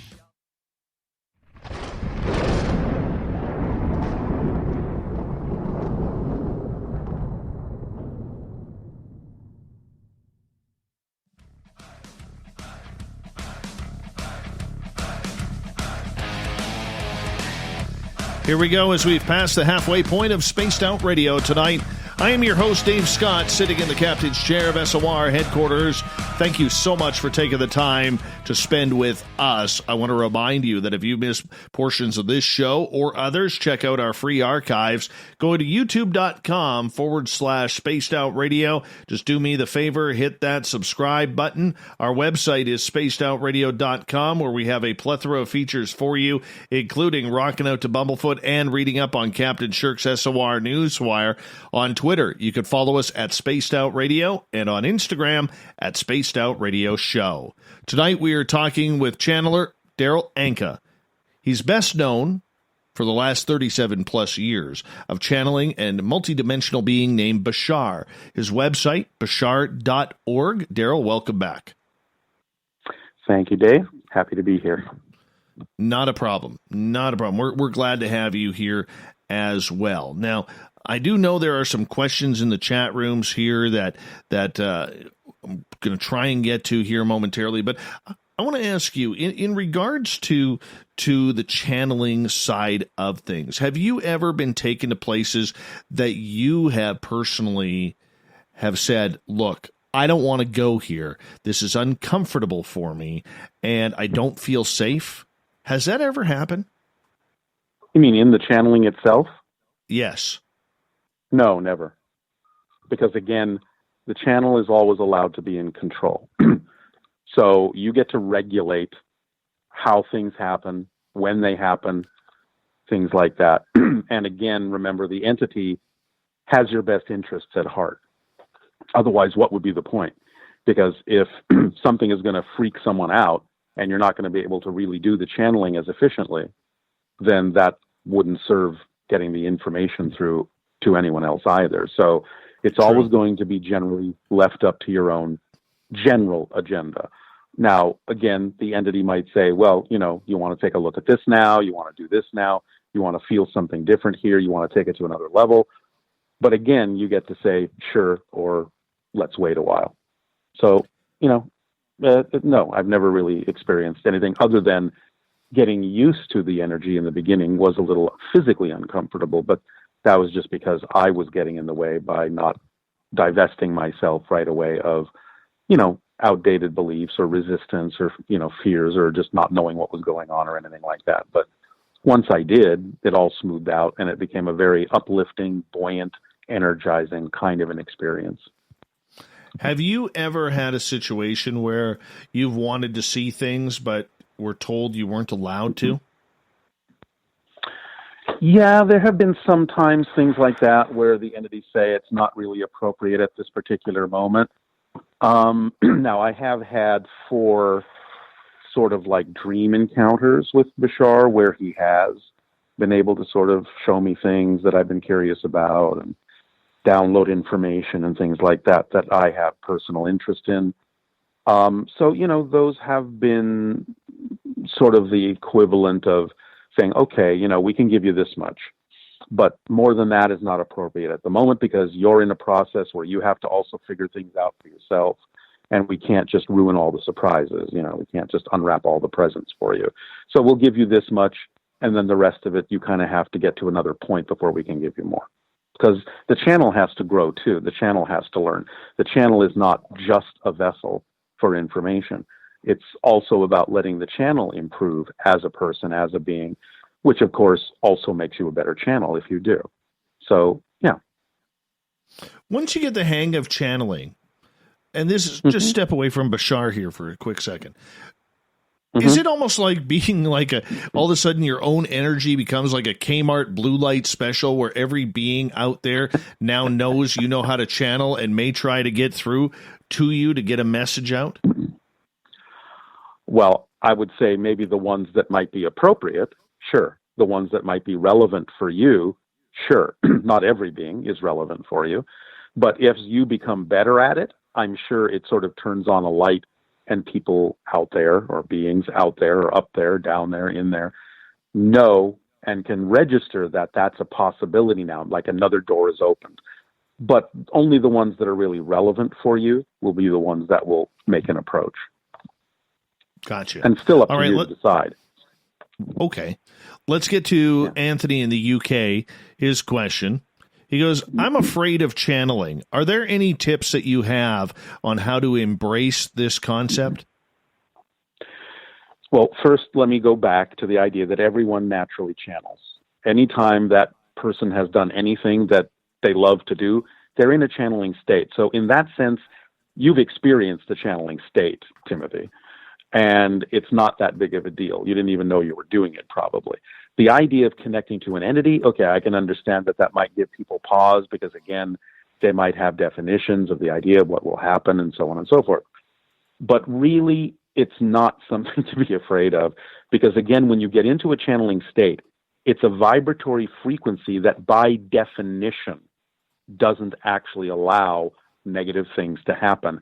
If you experience something negative or fear-based, it's not because you were in the channeling state, it's probably because you left the channeling state and went down to a lower vibration because of the fear-based belief within you that something bad would happen. So you're totally in control of staying in that state. And again, because this is really nothing more than energy physics, you cannot experience something that you are not at the frequency of. So if you stay in the positive channeling state, you can only experience or attract positive things. The fear-based state might allow you to experience something different. Usually, in my experience, when people do experience those things, they're experiencing the shadow side of themselves more than they're experiencing some kind of outside negative entity. But the idea is that to practice channeling, if you really want to do it similar to the way that I do, I have found that it's actually easier if you have a group of people asking questions of the entity that they really need the answer to, because they act like a grounding circuit, pulling the information through you, and then you can just get out of the way and be a conduit and have whatever experience you're going to have being in that state. But you don't have to sit there and wonder if it's accurate, if you're looking silly or doing this or doing that. If you can channel to a group of people who really need to ask questions they want the answers to, it actually helps like complete a circuit and bring that information through you in a much smoother way. So if you want to practice this kind of channeling, you can do it that way and get better at it. Of course, there's all sorts of forms of this. There's automatic writing. There's things like reading tarot, cards, any form of connecting to the higher frequencies of your greater being or your own higher mind will put you in a channeling state, and it'll bring through whatever, just raw information that you tap into. Whether you connect to another entity or not is not always necessary, because all of us have the ability to connect to the information in the same way the entities do. That's one of the things they're attempting to get across to us, is that we don't really need them to do this. And the more you practice, in a sense, paradoxically, the less you need them to get into that state. Like, for example, I'm starting to do all sorts of classes and lectures on my own. I've become my version, to a degree, of what I believe Bashar to be. So that's why there are certain questions that he can answer that I may not be able to. But in terms of all the principles he shares, I can go on for hours and hours and hours and hours doing seminars myself, because now I'm at a state where I understand the information enough to just let it flow. And I know how to get into my own channeling state without necessarily tapping into him or bringing him through, as every one of us can do, again, when we act on our passion, follow our bliss. It puts us in that state. Mark is asking, when you are channeling, do you see different colors?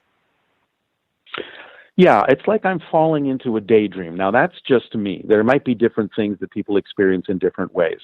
I know there's an event going on. I know there's an interaction taking place. I'm not unconscious, but it's like falling into a very deep daydream. I can see patterns of energy, colors, images, sometimes literal, sometimes abstract. It depends on what Bashar is communicating. But I don't really hear or pay attention to the words. It's kind of like if you have a daydream, really deep in a daydream, and somebody walks into the room and they have to call your name 3 times before you even realize someone's talking to you. It's like that. The conversation that Bashar is having with a person might as well be happening in another house across the street. If I'm aware of it at all, it just sounds like a distant mumbling that's covered up. But I'm having my own experience, and my own experience of getting information that I need downloaded into me for me to use in my life is so much more overwhelming. One analogy I kind of often use in terms of the experience of the difference in energy between what I'm experiencing and what people are experiencing when Bashar is talking to them, it's like I'm standing under a pounding waterfall. I'm just being pounded by this energy. What people are getting is the spray. So my experience is so much stronger. It's like I have no reason to disconnect from it. I have no reason to pay attention to what Bashar is saying to them because that's for them. I'm getting what I need out of it, and therefore it's kind of an all-consuming daydream with images and lights and patterns and colors that are its own language of symbolic representations of maybe what Bashar is talking about.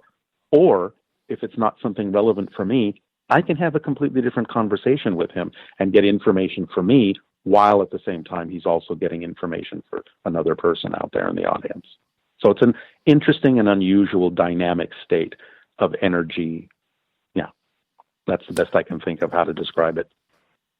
I got a bunch of questions from our audience building up here. Do you mind if we continue with those? Absolutely not. It's great. All right.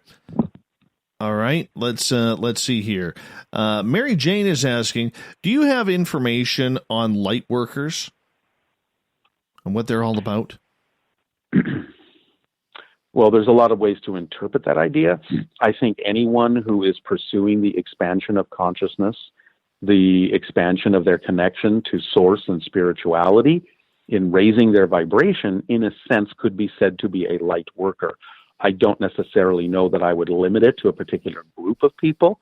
So it's really just anyone who pursues that path and wants to be more of themselves and takes those actions that are necessary for them to experience the expansion of their spirituality and their consciousness. And I think Bashar would simply refer to them as a light worker. Very nice. Nicole is asking, Darryl, what's the best way to raise your vibration to get in the channeling field? This is where Bashar's formula comes in, his 4-step formula that he also calls the instruction manual. There are 4 steps to this that are very simple, that have been distilled down into this formula by Bashar. This is not a philosophical suggestion from him. This is literally a description of how reality works, how we create our reality. So it's literally like an instruction manual in the same way you would follow an instruction manual to operate a piece of machinery. I don't mean to make it sound cold by saying it that way, but it works very simply. The 4 steps and getting into that state and staying in that state are as follows. Number 1, anything that contains more excitement or more passion than any other option that you have the ability to act on it first before anything else. You act on it, number 2, to the best you can, taking it as far as you can until you can take it no further, either by circumstance or because the excitement wanes. You always have to make sure that you're not the one making the excitement go away with your own fear-based beliefs. But if it's naturally waning, that's your indication to look for the next thing, the next option, no matter how big, no matter how small, that you are able to act on that contains more excitement, even a little bit more excitement than any other option, and act on that next. Number 3, you take this action with absolutely no insistence, no assumption as to what the outcome should be. I know that many of us think we know what the best outcome is supposed to look like, but the truth is we often don't.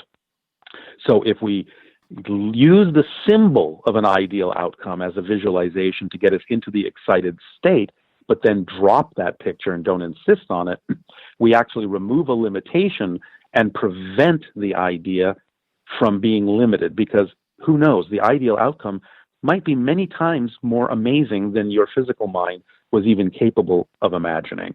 So no insistence, no assumption as to what the outcome should look like, just see what happens. Number 4, remain in a positive state no matter what manifests. Because even if something manifests that you objectively don't prefer, that's not a value judgment, just a recognition of vibrational incompatibility to something, it's still got to be there for a reason, because nothing is an accident. So if you stay in a positive state, even with something you don't prefer, you'll be able to use it in a way you do prefer and get a beneficial effect out of it. So, for example, at the most basic level, if nothing else, seeing something you don't prefer gives you an opportunity to compare, by contrast, that which you don't prefer to that which you do prefer. So it makes what you do prefer clearer by seeing what you don't prefer. That's a preferable way to use what you don't prefer, and it allows you to remain in a positive state so that you don't receive a negative benefit from that experience, but a positive one. So those 4 steps: acting on your passion, take it as far as you can, do the best you can with it, not insisting on the outcome and what it should look like, and remaining in a positive state no matter what to get the benefit, activates a whole range of different kinds of tools in that kit. It becomes the driving engine of your life, giving you the energy to act on it. It becomes the organizing principle of synchronicity, bringing you those opportunities in exactly the order you need to act on them in perfect timing. It becomes the path of least resistance, removing effort and struggle from your life. It becomes the path of connection that connects you to all relevant expressions of your excitement that you need to act on in life. It becomes the path of pure relevance, which means it leaves absolutely nothing relevant out that needs to be attracted to you in your life. It becomes the path of support in bringing you whatever form of abundance, and there are many more than money, that you need in your life in order to keep acting on your excitement. And it brings you the reflective mirror that reveals to you, while you're acting on your excitement, something within your belief system that might be out of alignment with your excitement. So you can figure out what that is, you can let it go, you can add that energy to the momentum of your excitement and keep expanding and keep growing. This is, from Bashar's point of view, the entire instruction manual for how to live a creative life that is completely fulfilled. So those 4 steps automatically unfold those other tools I talked about.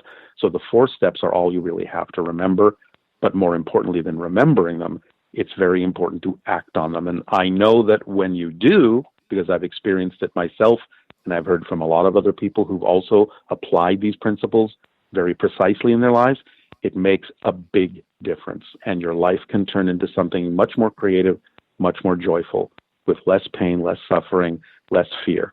And therefore, I know that it actually works. And this is something I kind of wanted to go back to that you brought up earlier, Dave. And that is, this experience of channeling an entity. No one has to ever believe that Bashar is real. The most important thing is the information. And, for all I can prove, it could be another level of my own consciousness. I have no way of proving that Bashar is real. I have my own proofs, especially having seen the UFO twice, but that doesn't matter. It's the information that matters. And the thing you can prove is that the information works. So when people actually apply these 4 steps in their lives, it actually does make changes. And that's really the most important thing. Darryl Anka is our guest tonight on Spaced Out Radio. We got about 5 minutes to go here before we have to go to break. This actually leads into Mike's question here. He is asking, is every human on Earth here by choice then, or are we placed here to learn a lesson from past mistakes?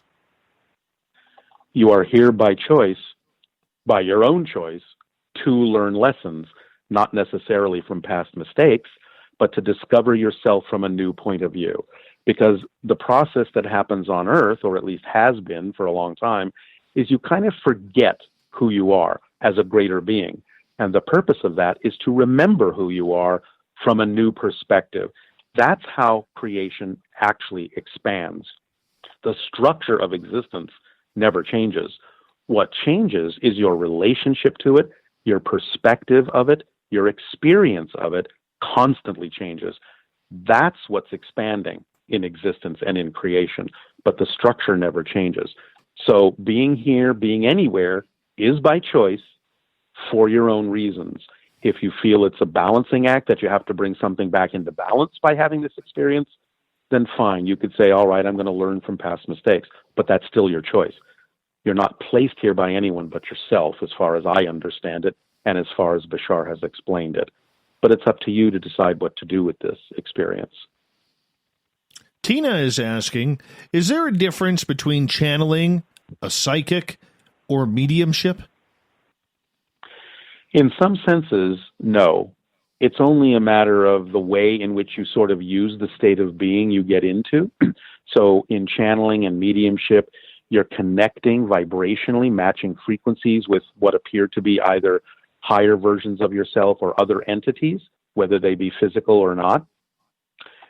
Psychic is sort of being on that same level, but just using it to read more of the general energy frequencies that are going on around you and determining what the probabilities are of something manifesting or not. To me, it's just a different way of using the state of being. It's like speaking a slightly different language with the tools that you have. It's a different discipline, a different way of interpreting existence, of energy, and so on and so forth.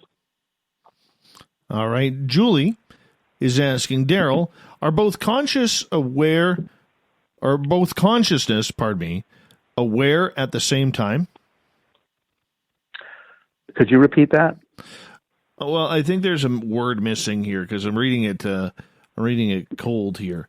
I think she's asking, is consciousness and awareness happening at the same time? If that's what she's asking, I would say consciousness is self-awareness.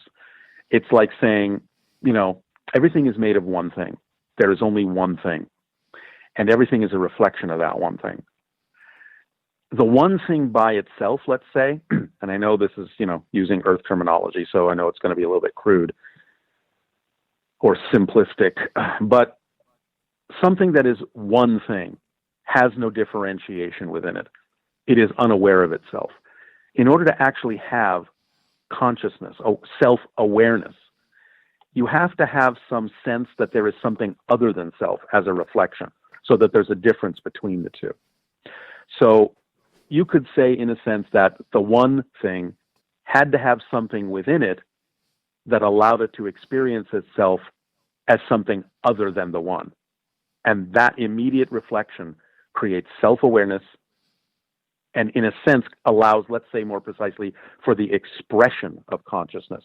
I think consciousness is there to begin with, but what is consciousness if it's not aware of itself? There's no experience there. So the reflection of itself to itself, self-awareness, allows consciousness to be expressed. I hope I answered that question, if that's what was being asked. Yeah. Let's sneak in one more question here from Human Carl, as we got about a minute left. All right. Human Carl is asking, Darryl, what do you think of Adronis, channeled by Brad Johnson? I do not endorse any other channel, nor debate them, nor say they're good or bad or anything, because it's up to each person to decide what works for them. So I'm not going to recommend, endorse, or put down or say anything really about any other channel or any other entity. Everyone has to find their own path that works for them. I think that's cool. I think that's a good, solid answer, an honest answer there, too. Thank you. I do appreciate it. Well, I can't determine what's right for anyone else. But if they're attracted to it, then obviously there's something there that works for them. And on that note, we have about 15 seconds left, so I'm going to get you and our audience to hold on, because we have Darryl Anka for another 30 minutes here on Spaced Out Radio, as we will continue with hour number 3. We'll take more of your questions, and we will, see what else we could fit in. It's going to be a jam-packed hour 3. Darryl Anka, his website, Bashar.org. You can check out everything that he does through the channeling of this multidimensional being named Bashar. We also have the Thought of the Day and the SOR Newswire coming up as well. More Spaced Out Radio in hour 3 next.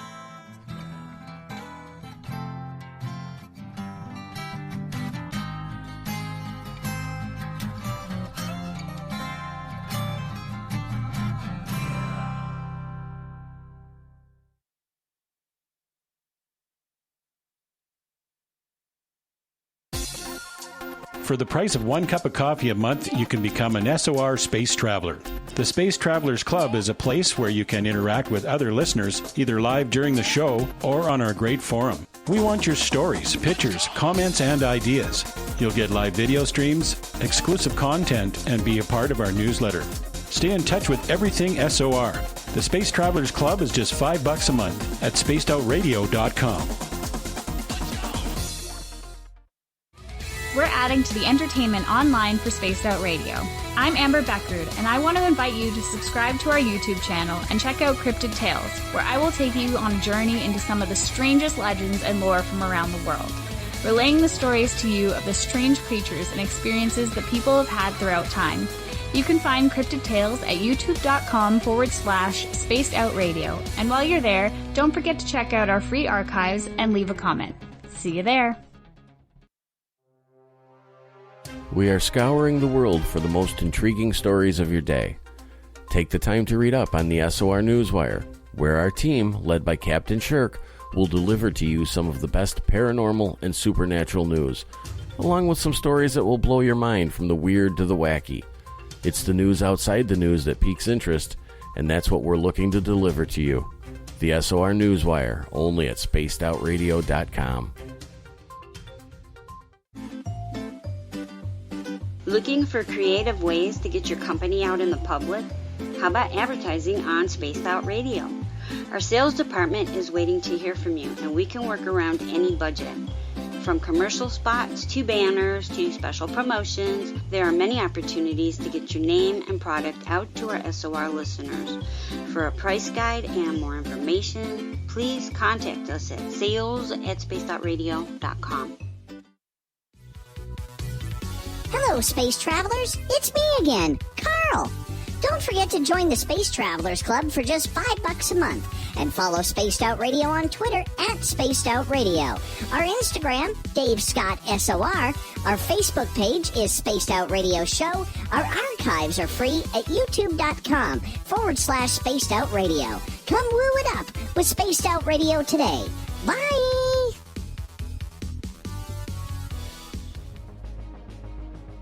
Hello, everyone. This is Ryan Stacy from the Experiencer Support Association, otherwise known as TESSA. We're glad to team up with Spaced Out Radio to help investigate your experiences on the SOR Sightlines Report. Together, we'll investigate the strange sightings and occurrences you've had. We're looking for answers just like you. So fill out a Sightlines Report on the Spaced Out Radio website and let's figure out what's going on together.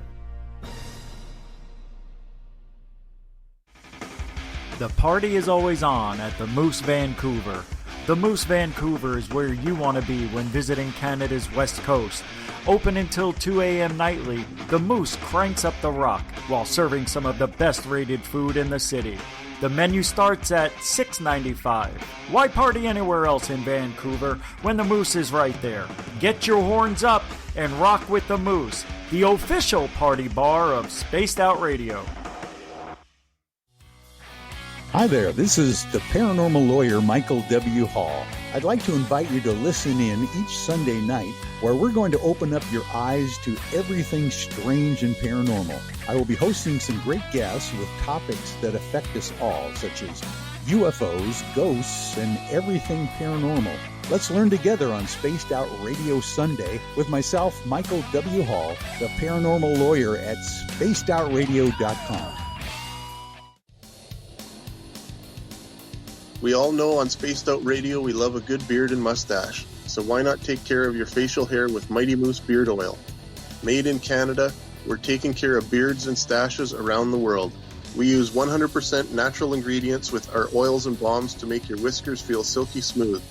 Use promo code SOR2019 at mightymoosebeard.com today.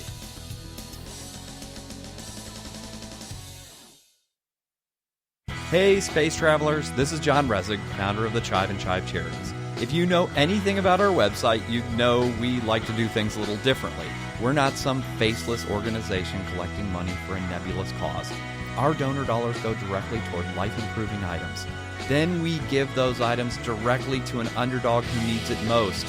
To become a donor with Spaced Out Radio's official charity, Chive Charities, just go to chivecharities.org/donate. Hello, this is your guitar man, Ron Bumblefoot Thal, and I have to tell you, I love the response I get for Little Brother is Watching from Spaced Out Radio fans. It's amazing how music can inspire and make people think deeper about what's going on in the supernatural world. You can head over to my website, bumblefoot.com, to check out my music, my guitar workshops, my touring, even check out some of the hot sauces that I'm working on. And make sure you keep on listening, because with Spaced Out Radio, you know Little Brother is watching.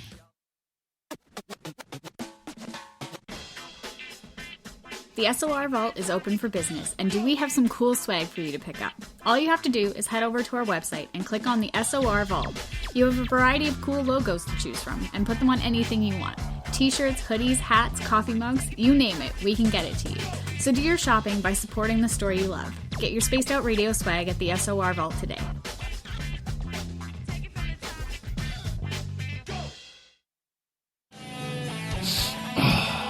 I'm feeling a little spicy tonight. What to do? What to do? Why not get Bumblefuck? 4 million Scoville units of pure hard rock. Bumblefoot hot sauces come in 3 flavors. The burning Bumble.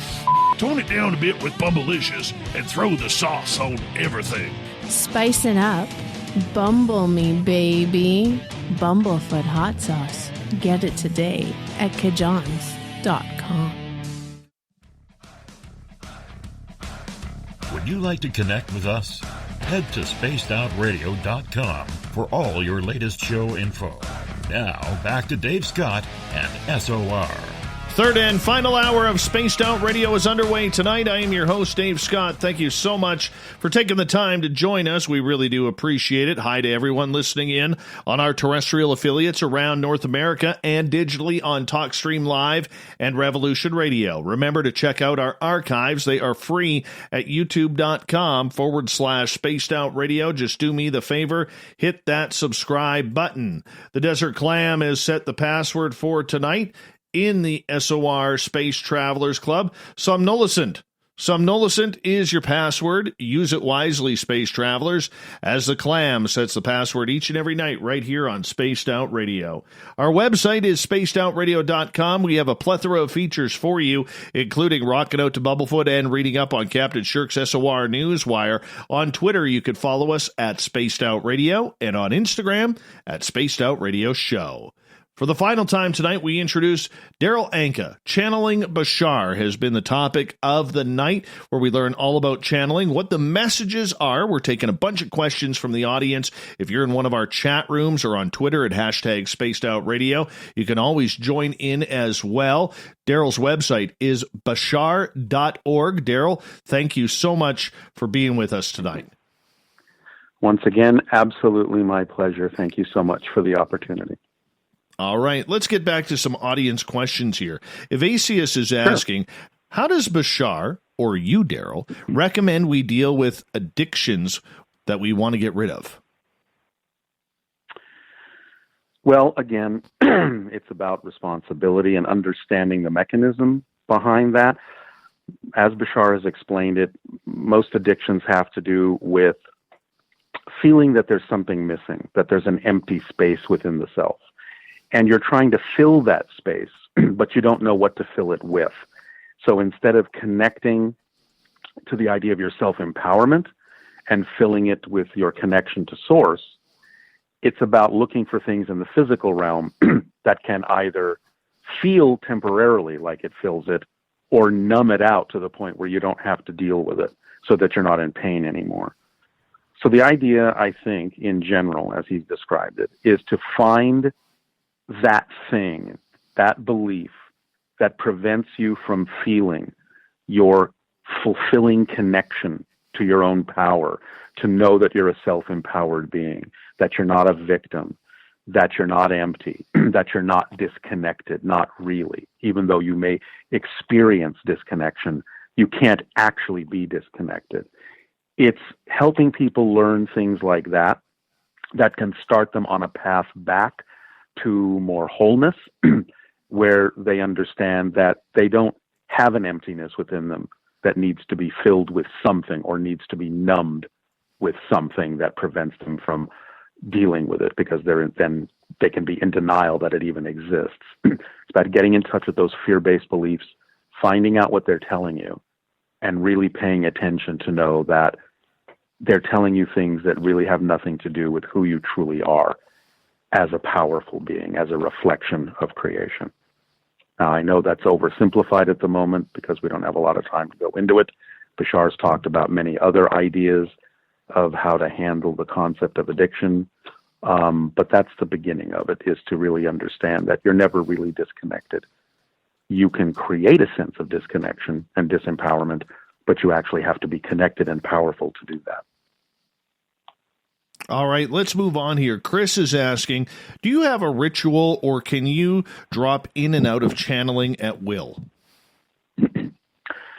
Well, a lot of it has to do, again, with timing. I mean, certainly as myself, I can go into a channeling state when I'm delivering information anytime that I so desire. With regard to connecting to Bashar, there are appropriate times to do that and other times that are just simply not appropriate to do it. But after 37 years, it's a very automatic sensation for me. In fact, on the rare occasion, I might be seeing another channel at another seminar. The energy, when they go into their altered state, I'm so used to feeling that energy that I actually have to purposely hold myself out of the state so I don't automatically just drop into it too, because of the sympathetic vibration of another channel going into that state. So it's very automatic to me at this point, although early on it took much longer. And the ritual would mostly be going through relaxing my body, going through the different emotions and just kind of letting things go, maybe even seeing different colors. It's different for everyone. But at this point, if it's really the appropriate time for me to do so, whether it's Bashar or not, I can connect into it sort of just like falling into, something natural that I've learned to do. It's just an automatic shift at this point. We have a number of people asking, can we channel when we are sleeping? Well, that's to me a different thing, because you may be connecting, you may be matching harmonics and frequencies with other beings when you're sleeping, if you're in astral form out of your body, so to speak, or visiting other dimensions, having other experiences. But that's more like it's something that's actually happening in another reality, in another dimension. Channeling to me is a link or a bridge between realities. So in a sense, the classic sense of channeling would be you would have to be in this reality forming a link and a bridge with something in another level of reality, rather than actually just jumping over to that reality yourself, because then it's just like you're visiting, not channeling. Interesting. Can you, when you were channeling, travel anywhere you want? Well, I'm not traveling. I can experience different things. Like I said, I can have a different conversation with Bashar, but I'm there. It's just that I'm in an altered state and experiencing different things. I can download different kinds of information. Now, it may be possible that some channels might actually be able to do a form of projection or astral travel or something like that while they're in the channeling state. That's not been my personal experience. So I don't go anywhere. I'm just in an altered state experiencing things in a very different way. All right. Well, the reason why I'm asking is, like, if you wanted to all of a sudden see any of the civilizations that people claim to be in Orion's belt that are Anunnaki, or to go to the Pleiades to see what the Pleiadians are doing, can you do that in a channeling session?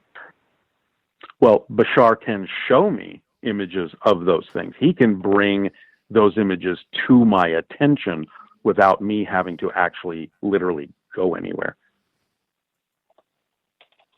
So I can experience it as if I'm there, but I don't think I'm actually going there per se. I may shift my vibration and in a sense be in an altered state that's representative of that reality. I suppose in that sense, you could say, in matching that harmonic, I can quote unquote go there. But in the physical sense, I think it's mostly a shift in energy that allows me to experience something as if I'm there, more than the idea of actually literally physically being there. Have you ever been injured while channeling? I have. I sometimes hit, sometimes I'll channel, not so much anymore, but in chairs that have arms. And Bashar often my hands are moving around as a representation of something he might be saying or whatever. And one time I know my elbow cracked on the arm of the chair loud enough that later on I found out the audience gasped. I didn't feel a thing until I came out.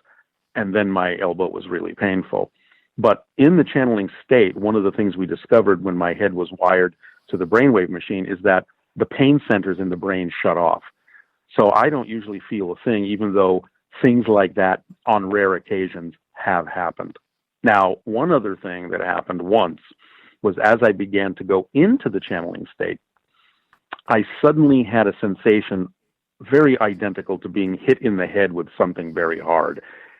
Bashar explained that at that point in my life, the reason for that is there was too much sugar in my system, and my vibration was more incompatible with his vibration than it had been. And therefore, that's what would happen if I let my vibration get too far off the mark of what was healthy for me. So those are two incidents where I did feel a sensation at the beginning of a channeling, but I didn't feel a sensation during the channeling until I came out, when I actually did a physical thing that injured me.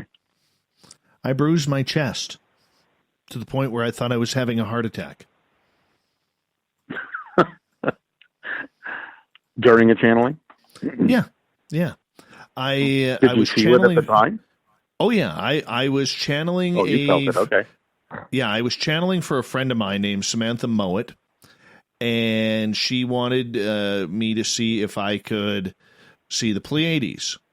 So I went into my channeling session and went and saw this. It was just like zoomed right into this world. And I'd never seen a building like this before. The buildings there was one big building that I was shown. It was very, very tall. To me, it seemed like it was miles high. It was like aquamarine in color. Like a teal aquamarine building that was edged out in gold trimmings. I didn't see any beings or any people or aliens, whatever you want to call them. And then coming back is when I was injured, because, you know, it was almost like when they were whoever it was that took me there was bringing me back. And you know, when you're watching like Star Trek or Star Wars, where they go through the speed warp, where all of a sudden all the stars become like a light tunnel and you race through that tunnel. Well, we went through something similar like that in like a hyperspace. And and Samantha, my partner, both watched me kind of straighten up, almost like the G-forces were sucking me back. And I felt, when all of a sudden I landed back in my body, I felt this big thump, and my entire chest was sore, and I started coughing. And I guess I coughed so heavily that I bruised my chest. And a couple days later, I was still so concerned about it. I thought I was having a heart attack. And I actually went to the emergency room to get X-ray. Or, you know, I go in there and I'm like, I think I may be having some heart troubles, maybe a heart attack. I don't know. My family doctor happened to be working in the emergency room that night or that day. And he comes up to me and he goes, "Your chest is all bruised." And he goes, "How did you do this?" And I said, "Doc, you're not going to believe me. I'm not even going to tell you." He goes, "Try me." So you didn't. Yeah. Yeah. Did you tell him? I told him. What did he say? He goes, "You're right. I don't believe you." I don't believe. Right. But see, you didn't experience that till you came back. Right.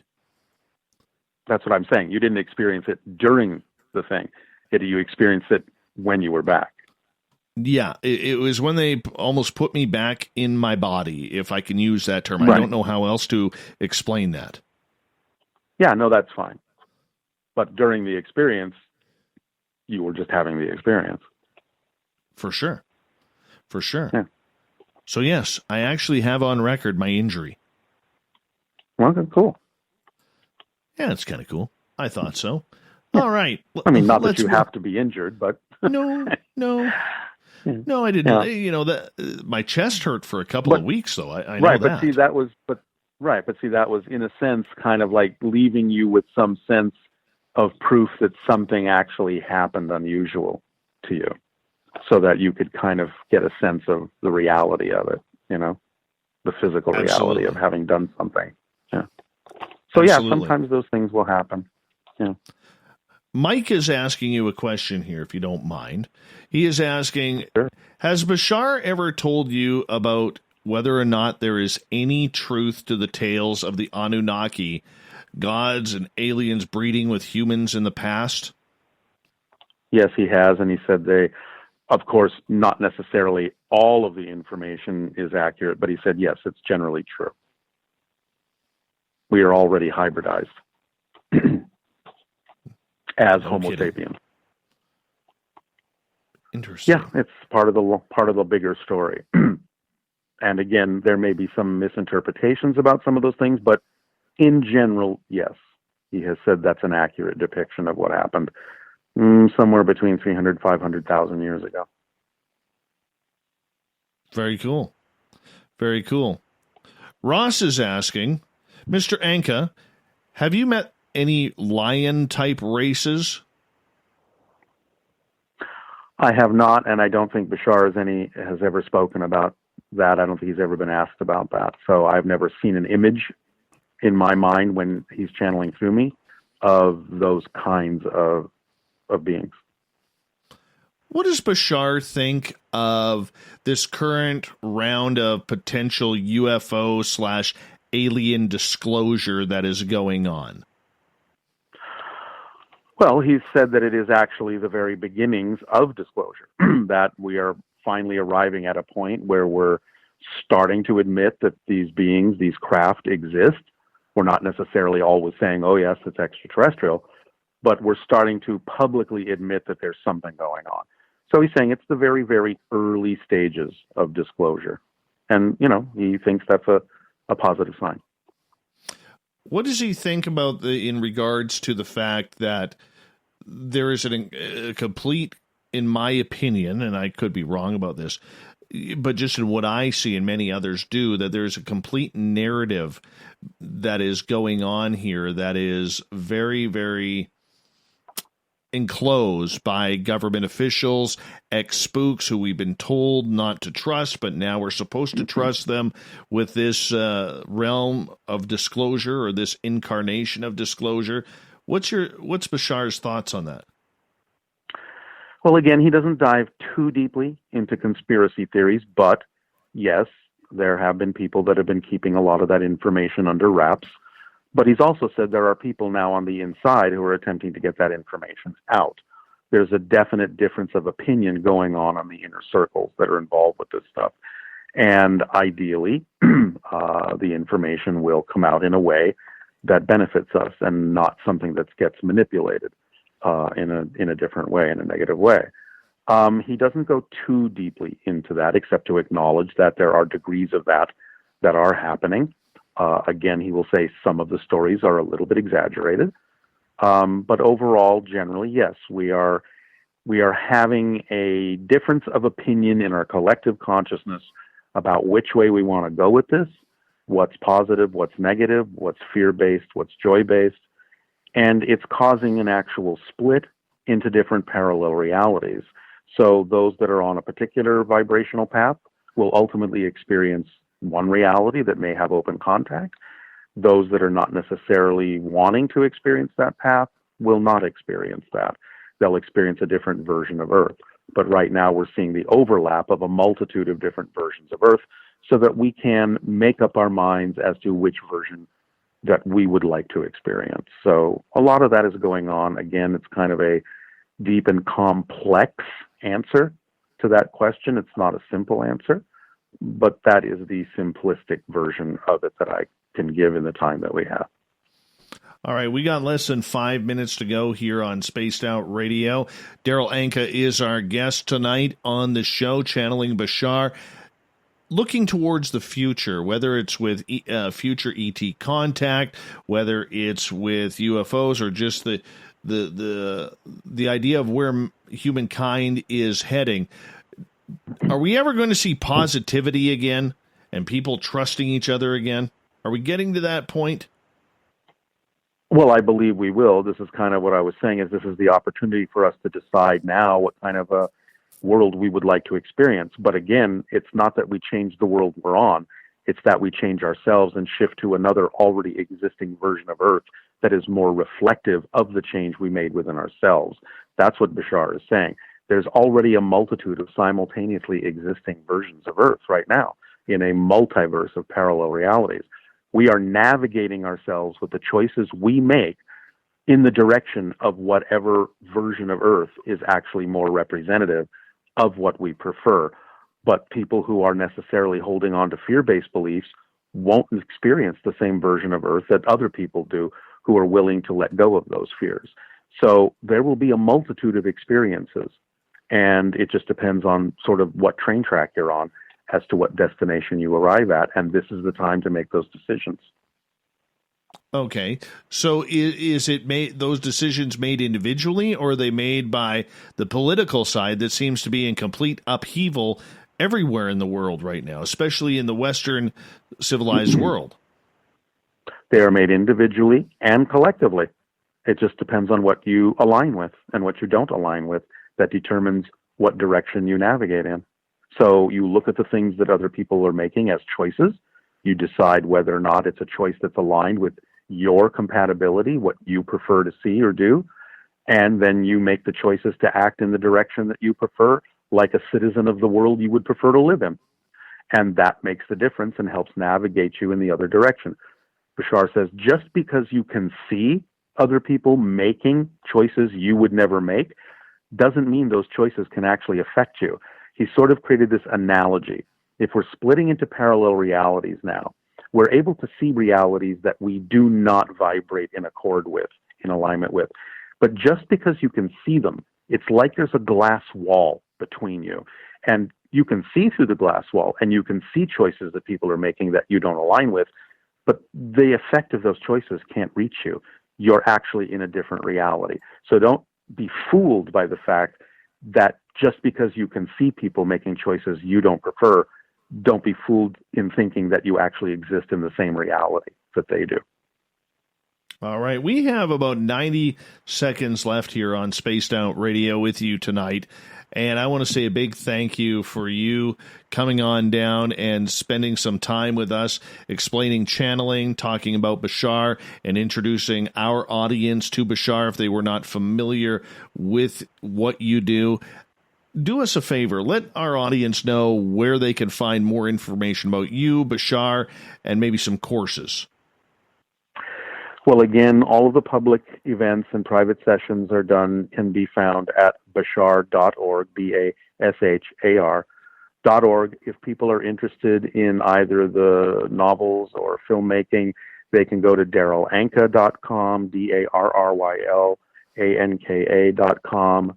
Our production company is Zia Films, ZIAFILMS.com.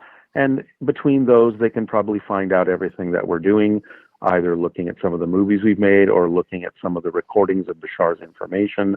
Whatever they are attracted to do, they can find on those sites.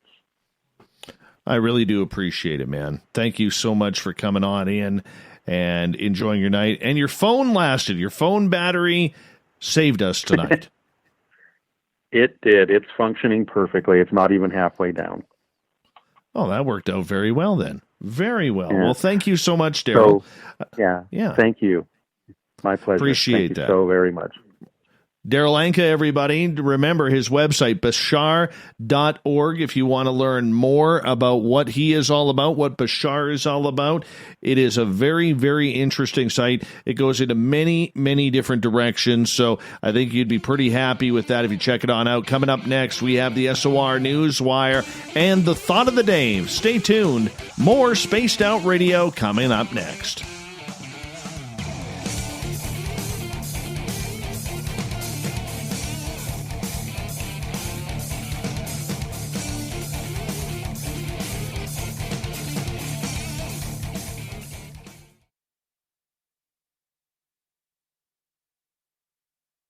If you like it hot, real hot, then heat up your meals with Bumblefoot hot sauce. Get your Bumblefoot hot sauce today. The sauce, Bumblicious, and the 4 million Scoville unit Bumble.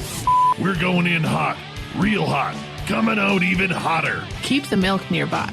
and tantalize your taste buds tonight. Bumblefoot hot sauce, available now at kajans.com. You wanted new SOR gear, and now you can have it. The SOR Vault is fully stocked with t-shirts, hats, hoodies, mugs, and everything in between with great logos for you to choose from. So head on over to spacedoutradio.com, click on the SOR Vault, and go shopping. Pricing is quite affordable, and you can look good representing your favorite show. So go to our website and pick up your new SOR wear at the SOR Vault today.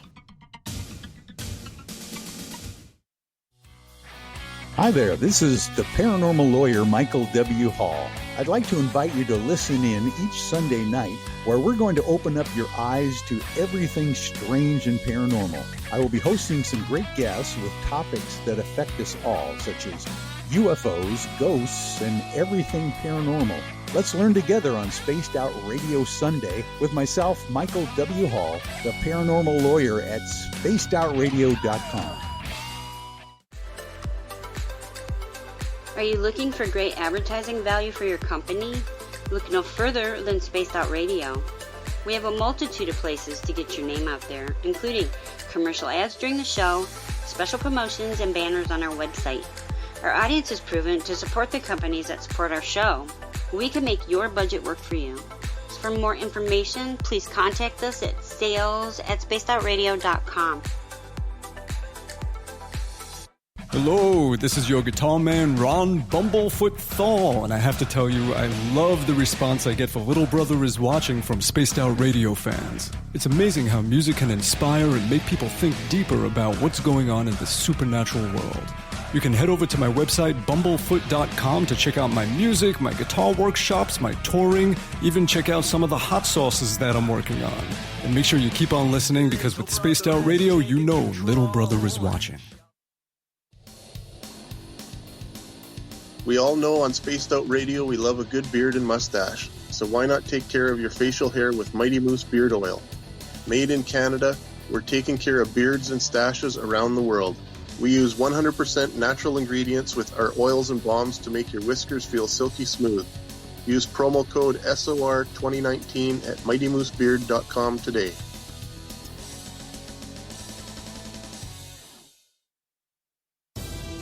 At spacedoutradio.com, we are keeping you up to date on all the news with the SOR Newswire. Captain Shirk leads the team that is bringing you the news of the day and exclusive stories on everything paranormal and supernatural. It's free to read, it's updated daily, and it's right there for you. The SOR Newswire is a one-stop shop for the news of the day. Check it out at spacedoutradio.com today. Cold drinks, great food, and the best music in Vancouver. The Moose Vancouver is the place to be, open until 2 a.m. nightly. Everything on the menu starts at just $6.95. Who serves food that cheap anymore? At the Moose, you'll never know who you'll run into. Rock stars, actors, athletes. It's the place everyone wants to be. So join us at the Moose Vancouver, the official party bar of Spaced Out Radio. Hey Spaced Out Radio fans, it's John Resig, founder of the Chive and Chive Charities. Our goal is to make the life of veterans, first responders, and those with rare medical conditions 10% happier. We do this by donating one grant item, ranging from dance to therapy programs to prosthetic limbs, to those who need it most. To contribute to Spaced Out Radio's official charity, head over to chivecharities.org and become a donor today. Hey everybody, the SOR Space Travelers is open. For just $5 a month, you can hang out with Dave and our crew privately in our members-only section. With your signing, you'll receive newsletters on what's going on with Spaced Out Radio. You'll have direct contact with the host during the show in our chat, live streaming videos, and a great forum for your posts and more. Become a Space Traveler now at spacedoutradio.com.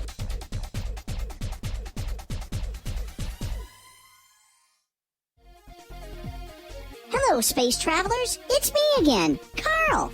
Don't forget to join the Space Travelers Club for just $5 a month and follow Spaced Out Radio on Twitter at Spaced Out Radio. Our Instagram, Dave Scott SOR. Our Facebook page is Spaced Out Radio Show. Our archives are free at youtube.com/Spaced Out Radio. Come woo it up with Spaced Out Radio today. Bye!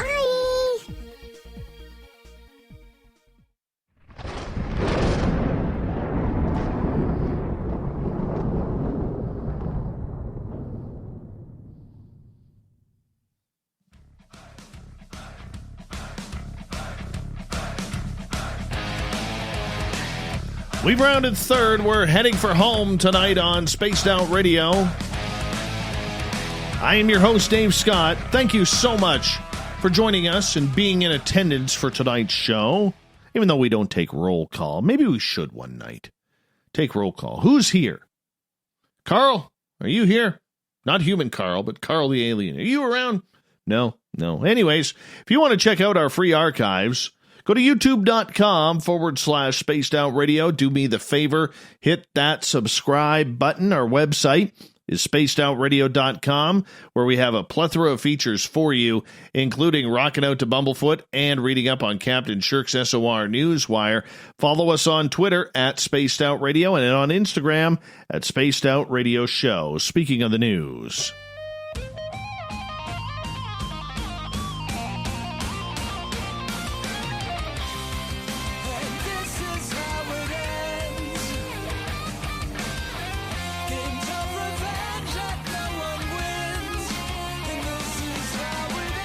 It's that time once again where we bring you the SOR Newswire, where we get into the weird, the strange, the wacky, and sometimes the completely dreadful. Oh, by the way, I'm gonna let you know, if anybody is maybe heard a difference in my voice or been hearing my nose kind of squeaking all night on the microphone, I'll tell you why. I decided last night, my little guy comes up to me and says, "Hey, Daddy, let's have a wrestling match." So, of course, I'm going to do that, right? Because I got to show the kid who's boss. And in the midst of, trying to move him laterally from a laying down scissors position where I was squeezing his body over to, getting ready to prepare to give him a good, ankle lock, he brings up his foot. And what do? I bring my head up. Heel, meet, foot. Or pardon me, heel, meet, nose, which means I heard a big crack. Yeah, about the fourth time that my nose is broke. Yeah, wasn't fun. So my nose has been sore. I'm feeling a little nasally right now. So if you're wondering why I'm sounding or potentially sounding a little bit different tonight, it's because my kid broke my nose. By the way, just so all you hockey fans know, I'm doing some high quality parenting right now. All right, teaching my son how to drop the gloves. And that's kind of what started off the wrestling match last night. Yeah. So showing him where to grab on the jersey. Showing them how to throw a good straight punch rather than, kids, they always want to come around. No, we got to go straight. I'm trying to do what's right. Trying to do what any good Canadian parent should do with their child who plays hockey. Teach them how to fight. Yes, I can see the hate mail coming in now. A 20-year-old woman who was legally declared dead by authorities. Well, she's at the funeral home. And apparently she's still alive after being transported. The woman was found unresponsive and not breathing at a home in Southfield, Michigan this past weekend. Yeah, apparently paramedics performed CPR, attempted another life-reviving method for about half an hour before medical readings determined at the time that she did not have any signs of life. At that point, based on real-time medical data research, such as a heartbeat and breathing, the woman was declared dead via phone by an emergency room doctor at a nearby hospital. Bill Mullen, a spokesperson for the Oakland County Medical Examiner's Office, said that they were seeing medical data known as telemetry is standard operating procedure procedure. Once the woman was declared dead, the Southfield Fire Department contacted the medical examiner's office. The forensic pathologist on duty determined that, based on what the emergency room physician said and the woman's previous medical history, her body should be released to her family and did not need to undergo further forensic examination. Yeah, it was at James H. Cole Home for Funerals in Detroit that staff members made the shocking realization that the woman was still alive and breathing. After receiving clearance from the Oakland County Medical Examiner's office, she was transported to our funeral home. The funeral home said in a statement, upon her arrival at the funeral home, our staff confirmed she was breathing and called EMS. She was then transported to hospital where her condition remains unknown. The fire department, who did not immediately respond for media requests, said the woman's identity will not be released as to respect her family's privacy. Don't you hate it when people say privacy? That bugs me. Anyways, everyone's scratching their head on this one. I just want to know where she was. Where did she go during that time? This is kind of cool. All right. Earlier this year, astronomers announced a dazzling discovery, a fast radio burst called FRB 121102. It wasn't just repeating, it was repeating on a discernible cycle. For around 67 days, the source is silent. Then for around 90 days, it wakes up again, spitting out repeated millisecond radio flares before falling silent again. And the whole 157-day cycle then repeats. However, fast radio bursts are extremely mysterious, and there was no guarantee that the cycle would continue. So it's pretty exciting news that the source has flared up again, right on cue, consistent with predictions of its activity cycle. This suggests that there is significant value in monitoring known fast radio bursts, but also continuing to watch FRB 121102 to try to understand what could be causing this phenomena. Quick refresher, fast radio bursts, as the name suggests, bursts of radio waves that are very fast, just a few milliseconds long, coming from galaxies millions to billions of light years away. But they are also extremely powerful. Within those milliseconds, they could discharge as much power as hundreds of millions of suns. Most of the time, they flare once, and we have not heard from them since, making them impossible to predict and very difficult to trace. And we don't really know what causes them, although recent evidence points pretty strongly to a type of neutron star called magnetars. Why can't they just say aliens? It's aliens, okay? It's always aliens. It's terrible that the magnetars... No, it's freaking aliens, man. But a handful of fast radio burst sources have been detected repeating because it's aliens, and aliens would do that kind of thing just to tickle our fancy. And these could be one of the keys that helps at least partially solve the mystery. Before its cycle was discovered, University of Manchester astronomer Kaustubh Rajawade and his team, FRB 121102, was already famous for being the most active fast radio burst discovered yet, spitting out repeated bursts since 2012. Because of its repeats, astronomers could watch for activity and trace it to a source in our galaxy. It was the first fast radio burst to be localized to a star-forming region in a dwarf galaxy 3 billion light-years away. This discovery of periodicity in its activity, based on 5 years' worth of data, could place some important constraints on what it could be. How about aliens? Can we just start with aliens? It's much easier. Much, much easier. All right, moving on. The Canadian Football League, which I absolutely love, has announced that it will allow fans the unique opportunity to have their names etched on a new base for the Grey Cup, called the Grey Cup Fan Base. I love this. For a fee, fans can get their names inscribed on the new base, which will hold the Grey Cup trophy at all public appearances. That fee is $349 for season ticket holders until August 30th. Starting August 31st, the fee goes up to $399, and all fans can participate. The base will be made from Canadian maple and aluminum. Man, does it get any more Canadian than that? The Grey Cup Fan Base is a great innovative idea that is supported by the players as a way to connect our passionate fans even closer to our game, said Solomon Elamimian, president of the CFLPA. It's not only recognizes and celebrates our fans, but it connects our players, our fans, and the teams across the league in a meaningful way. This fan support initiative will help us through 2020 and into 2021 as we look to come back stronger than ever before. I love this idea. I have partied with the Grey Cup, and trust me, I know a lot of Americans don't realize this. The Grey Cup is literally over 100 years old. It is a beautiful trophy. It's been kicked around, fallen apart, snapped off in half. It's been beautiful.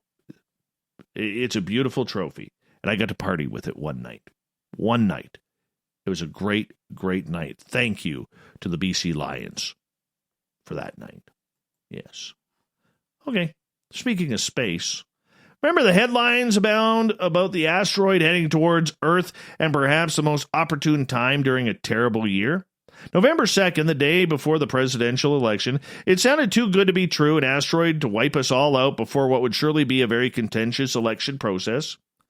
This so-called dangerous asteroid, dubbed 2018 VP1, has a 0.41% chance of actually crossing paths with Earth on November 2nd, entering our atmosphere. Incredibly low odds, they're saying. And even if it did take a turn to hit us, no one would be in danger. The asteroid is a measly 2 meters or 6.5 feet across, making it slightly smaller than a compact smart car. If it did hit our atmosphere, it would completely disintegrate above us and pose no threat to anyone below. For reference, much larger satellites and space debris enter our atmosphere from time to time, burning up above us without affecting anyone to the ground. Boy, is this story just taking the dramatics out of everything. I'm almost depressed reading this.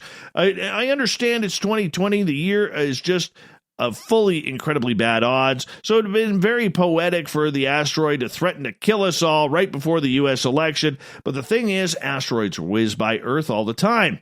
Sometimes they get a little too close for comfort, other times not so much. Another small asteroid between 10 and 20 feet across made the closest approach to Earth ever recorded by a known Earth asteroid on August 16th. Coming within 1,830 miles or 2,950 kilometers, that one was so small, it was small enough that it would burn up in the atmosphere had it managed to cross Earth's path, but astronomers didn't spot it until 6 hours after it had passed by. NASA notes, it's hard to detect asteroids this small since they are moving fast, and there's only a short window to spot them when they get close to Earth. Rest assured, NASA is committed to spotting and tracking the asteroids that do pose potential threats to our planet. NASA's Center for Near-Earth Object Studies, located at Jet Propulsion Laboratory in Pasadena, has a goal of cataloging more than 90% of all asteroids near Earth that are larger than 1 kilometer or 2/3 of a mile across, as well as finding significant fractions of asteroids that are larger than 140 meters or about 460 feet wide. The center uses a wide array of ground-based telescopes to track these objects, keeps a catalog of them as well. How's this for being an exciting day for these kids? Youths volunteering at an archaeological dig in central Israel have found 425 gold coins that had laid buried in a clay jar for 1,100 years. Most of the money dates back to the early Islamic period when the region was part of the Abbasid Caliphate. The coins weighed about 30 ounces and would literally be worth a huge sum when they were buried, enough to buy a luxurious home in one of the Caliphate cities. Who owned the cash and why they never returned to collect it is still a mystery. The person who buried the treasure 1,100 years ago must have expected to retrieve it and even secure the vessel with a nail so that it could not move. The director of the excavation said, they added, finding gold coins certainly is such a considerable quantity is extremely rare. We almost never find them in archaeological excavations, given that gold has always been extremely valuable, melted down and reused from generation to generation. The youth who discovered the hoard, Oz Cohen, said, it was amazing. I dug in the ground, and when I excavated the soil, saw that what looked to be very thin leaves. When I looked at it again, I saw they were gold coins. Robert Kuhl, a coin expert, said the cache consisted of full gold dinars, but also 270 small gold cuttings, pieces of dinars cut to serve as small change. He added that one of the cuttings was a fragment of a gold solidus of the Byzantine Empire Theophilus, minted in Constantinople, which was a rare material evidence of the continuous connections between the two rival empires during this period. Good for that kid. How exciting is that? Cute story here. Yeah. This one is one of the few times it's okay to call the delivery worker a good girl. A Chick-fil-A in North Carolina recently released footage of a customer coming to pick up their order. Instead of walking up to the restaurant, however, the man sends a personal helper to pick up his food. Who? His beloved dog. The fast food chain's location in Chapel Hill shared a video online of the dog picking up the order and carrying it back to her owner on its Facebook page. Apparently, the customer and his dog are regular customers at the Chick-fil-A.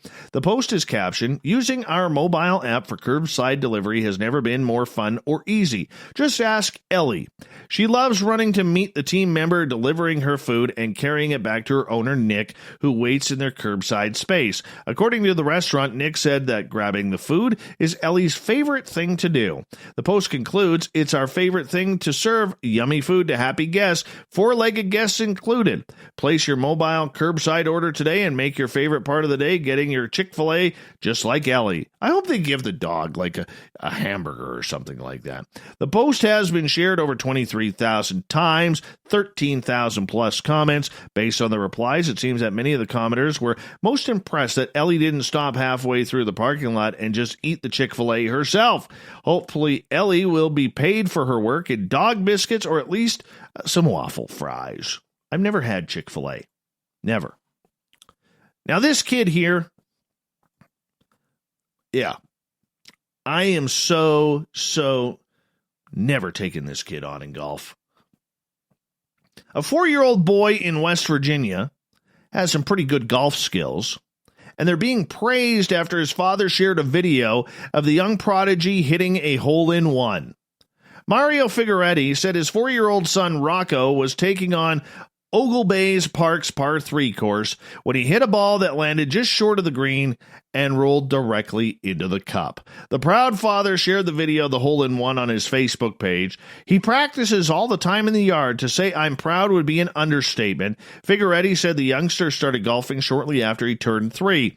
He swings right-handed with a left-handed grip, and it works for him, so I don't think we're going to switch it, he says. "It's just been really fun watching him develop a love for the game because he really does spend a lot of time out here in the year hitting golf balls." Oh, this kid just pisses me off. Played golf for 25 years. Best thing I ever did was quit golf, and now a 4-year-old is sinking hole-in-ones. Incredible. Incredible. I don't like it. I don't like it. Good for the kid, though. Golf is so good. It's not for me.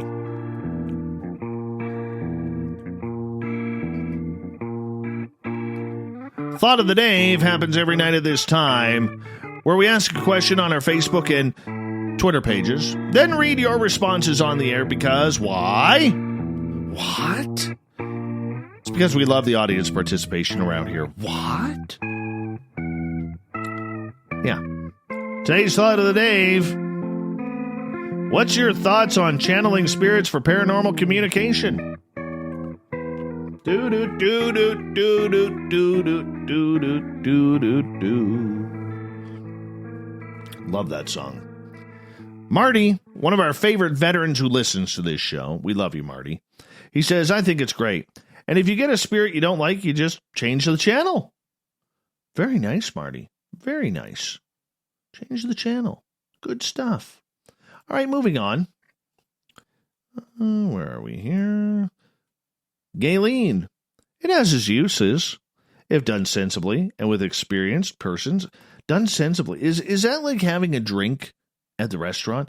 You know, it's good to have a drink every now and again if you drink sensibly and with experienced people. Okay, moving on. Voices and entities, including our own, are part of the dark energy plasma field, according to Jay. Our brains are like radios connected to a stream from various sources we call the self.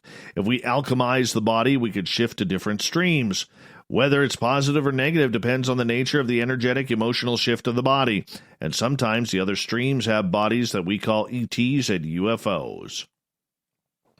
Nikki, there's a gigantic difference between what some inexperienced people consider channeling and what is mediumship abilities. Channeling is allowing a spirit or entity to fully enter your body and brain to use it for specific purposes, usually to express vast amounts of information rather than quickly, where the body can change voices and appearances. However, the spirit or entity, if it doesn't have morals or boundaries, can do whatever it chooses to do with that body and mind. It is not something to be taken lightly to allow. Personal opinion, too freaking dangerous to allow any being into your body or mind. Davey, I prefer to drink my spirits than channel them. Gabe, not a good idea. Ken, not wise. God says don't do it in biblical texts. Remember Saul and the Witch of Endor? Gail, danger, danger. Her favorite 80s rock group, by the way. Why would you want some other entity inside of you? It's hard enough to manage me. I don't want anything else in here mucking things up. Oh, Gail. Oh, my. Oh, my. Moving on. Sparkles. The Seth material has been the only channeling that has rung authentic to me. Kira. If you could maintain sovereignty over what you channel, then maybe. Quincy, what else could be more natural? Annie, just because you can doesn't mean you should. Darryl, how do you know that spirit is who it claims to be? Elizabeth Anglin gets the final word. Spirit condoms. Astral projection for discerning spirit medium. Sorry, somebody took over my fingers and typed the above inappropriate joke. I forgot to get my pack last time. I went to the metaphysical store. Oh, we love you, Liz. We love you around here. Thank you to everybody participating in the Thought of the Day. We will do it all again tomorrow, so make sure you join us on Facebook and Twitter so we can read your responses. Also to Captain Shirk for the SOR Newswire, which can be found on our website, spacedoutradio.com. And, of course, to Darryl Anka for coming on in and channeling Bashar with us. There we go. I'm excited for tomorrow night as well. We got Mr. Ron Bumblefoot Thal rocking in the background with Little Brother is Watching. Bumblefoot is the official music of Spaced Out Radio, rocking us in and out of every single show. Get your horns up for the guitar god himself. Special thanks to everybody listening in at home, in your cars, at work, wherever you may be. Thank you to everybody participating in our chat rooms on Spreaker, YouTube, LGAB, Revolution Radio, Facebook, the Space Travelers Club on our website, and to all the snarkers and snarkettes hanging out at Spaced Out Radio with a hashtag in front of that on Twitter. All of you were amazing tonight. Thank you for a fun show.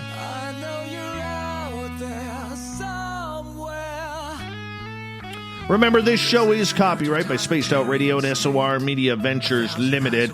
Thank you so much for choosing to share your evening with us, because together, my friends, we own the night. Mr. Bumblefoot, we need a favor. We need you to take us home.